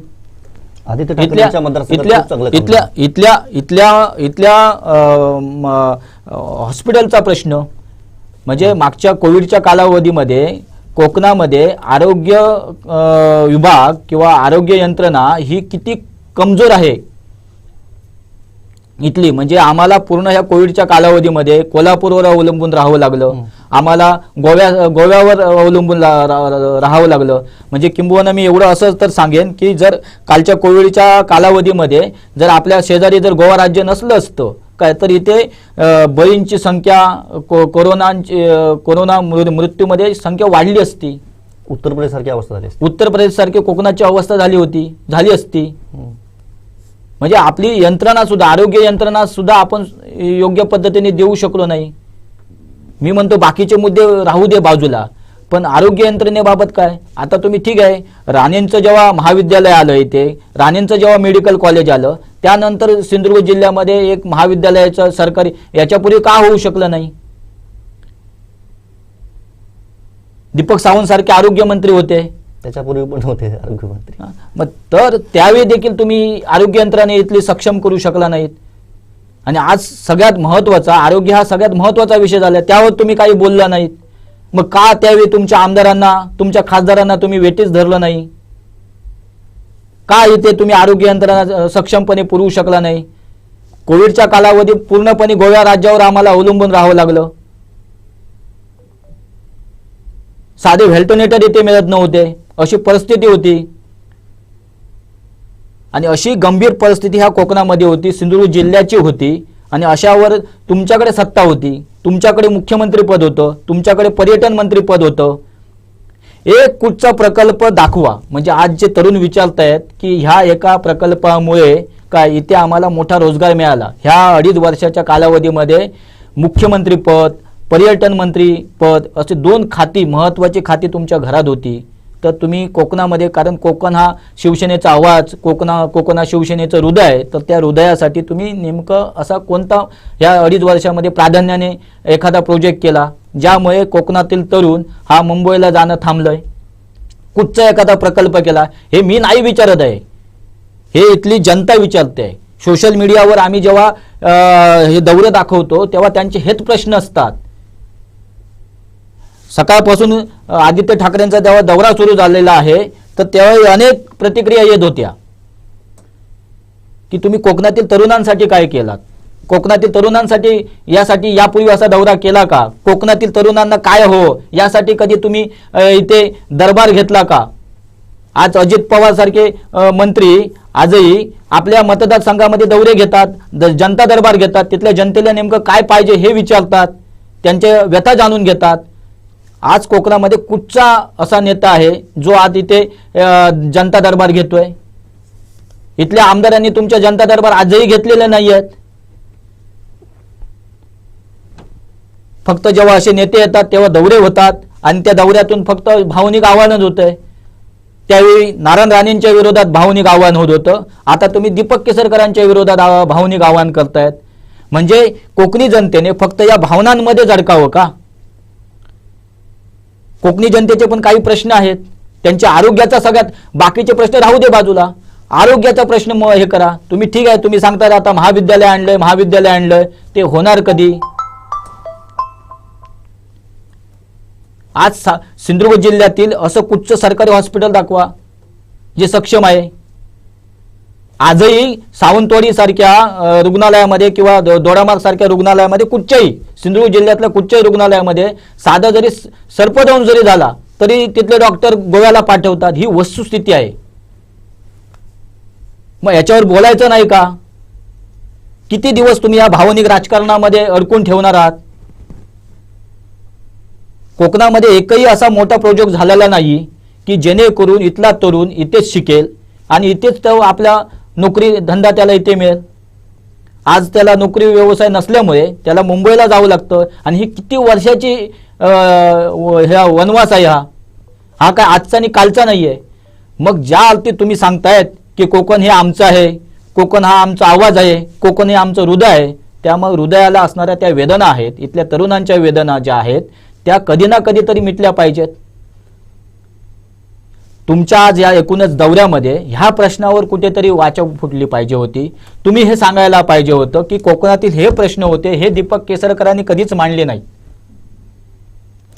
ठीक आहे, तुम्ही आज दीपक केसरकरांना गद्दार म्हणतात, असेलही. आज तुम्ही दीपक केसरकरांना बंडखोर म्हणतात, असेलही. पण इथल्या प्रश्नांवर कधीतरी बोललं पाहिजे. आज इथला आरोग्याचा मोठा प्रश्न आहे. सिंधुदुर्ग जिल्हा हा देशातला पहिला पर्यटन जिल्हा आहे. पर्यटन दृष्ट्या इथे काय झालं? इथे पर्यटन दृष्ट्या ह्या जिल्ह्याला काय, इथल्या व्यावसायिकांना काय सुविधा मिळत आहेत? यावर कधीच विचार झाला नाही. नारायण राणे मंत्री असताना पहिल्यांदा कोकणामध्ये कॅबिनेट दर्जाचे मंत्रिमंडळ झालं, कॅबिनेट भरले गेलं, मिनी कॅबिनेट इथे झाली. आणि त्यावेळी बाकीचं होऊ दे, काय झालं ते किती कोटीचं पॅकेज वगैरे त्याचं काय झालं नंतरची गोष्ट. पण त्या निमित्ताने कोकणामधील अनेक रस्ते, वाड्यामध्ये रस्ते, सगळे रस्ते चकाचक झाले, हे आम्ही आमच्या डोळ्याने पाहिलेलं. इथले जे शासकीय विश्रामगृह आहेत, जिथे आमदार खासदार राहतात, येऊन मंत्री येऊन राहतात, ते त्या निमित्ताने मस्त की अगदी चकाचक झाले होते. नाहीतर कित्येक वर्ष ते पळून होते आणि त्यानंतर पुन्हा ते त्यांची आज वाताहत झालेली आहेत. पण तुम्ही कोकणी जनतेसाठी काय केलात? हे दौरे निश्चित व्हायला पाहिजे, पण ते कोकणी जनतेसाठी व्हायला पाहिजेत. अगदी बरोबर. आपण जो मुद्दा मांडला तो अगदी जनतेच्या मनातला प्रश्न आहे आणि जनतेला ह्या सगळ्या प्रश्न विचारण्याचा अधिकार आहे. कारण त्यांनी तुम्हाला मतं दिलेत, त्यांनी तुम्हाला आमदार खासदार बनवलेत, त्यांनी तुम्हाला मोठं पाठबळ दिलंय. या सगळ्या प्रश्नांचा पाठपुरावा करणं हे एक मीडिया म्हणून आपलं काम आहे आणि ज्या पद्धतीनं आपण हे प्रश्न, जनतेचे प्रश्न आहेत आणि ते आपण या आमच्या सगळ्या नेते मंडळींपर्यंत पोहोचवत आहोत. निश्चितच यावर त्यांनी गांभीर्याने विचार करावा आणि असे दौरे आखण्यापूर्वी किंवा दौरे काढण्यापूर्वी आपली भूमिका काय असावी, कशा पद्धतीने हे दौरे आखले जातात, कशा पद्धतीनं जनतेच्या अपेक्षा असतात अशा नेत्यांकडनं आणि नेत्यांनी कशा पद्धतीनं भाषण करायला पाहिजे.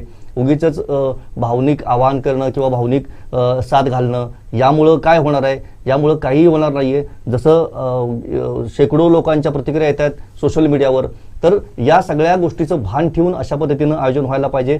निश्चितच या पुढच्या काळात यावर गांभीर्याने विचार होईल आणि ज्या पद्धतीनं कोकणवासियांची, कोकणातल्या बेरोजगारांची, युवकांची, युवतींची ज्या पद्धतीनं अपेक्षा आहे किंवा इथल्या ज्या आरोग्याच्या सेवा असतील, बाकीच्या कुठल्याही मूलभूत सुविधा असतील, त्यात अतिशय चांगल्या पद्धतीनं ठोसपणे रचनात्मक पद्धतीनं काहीतरी बदल करावेत.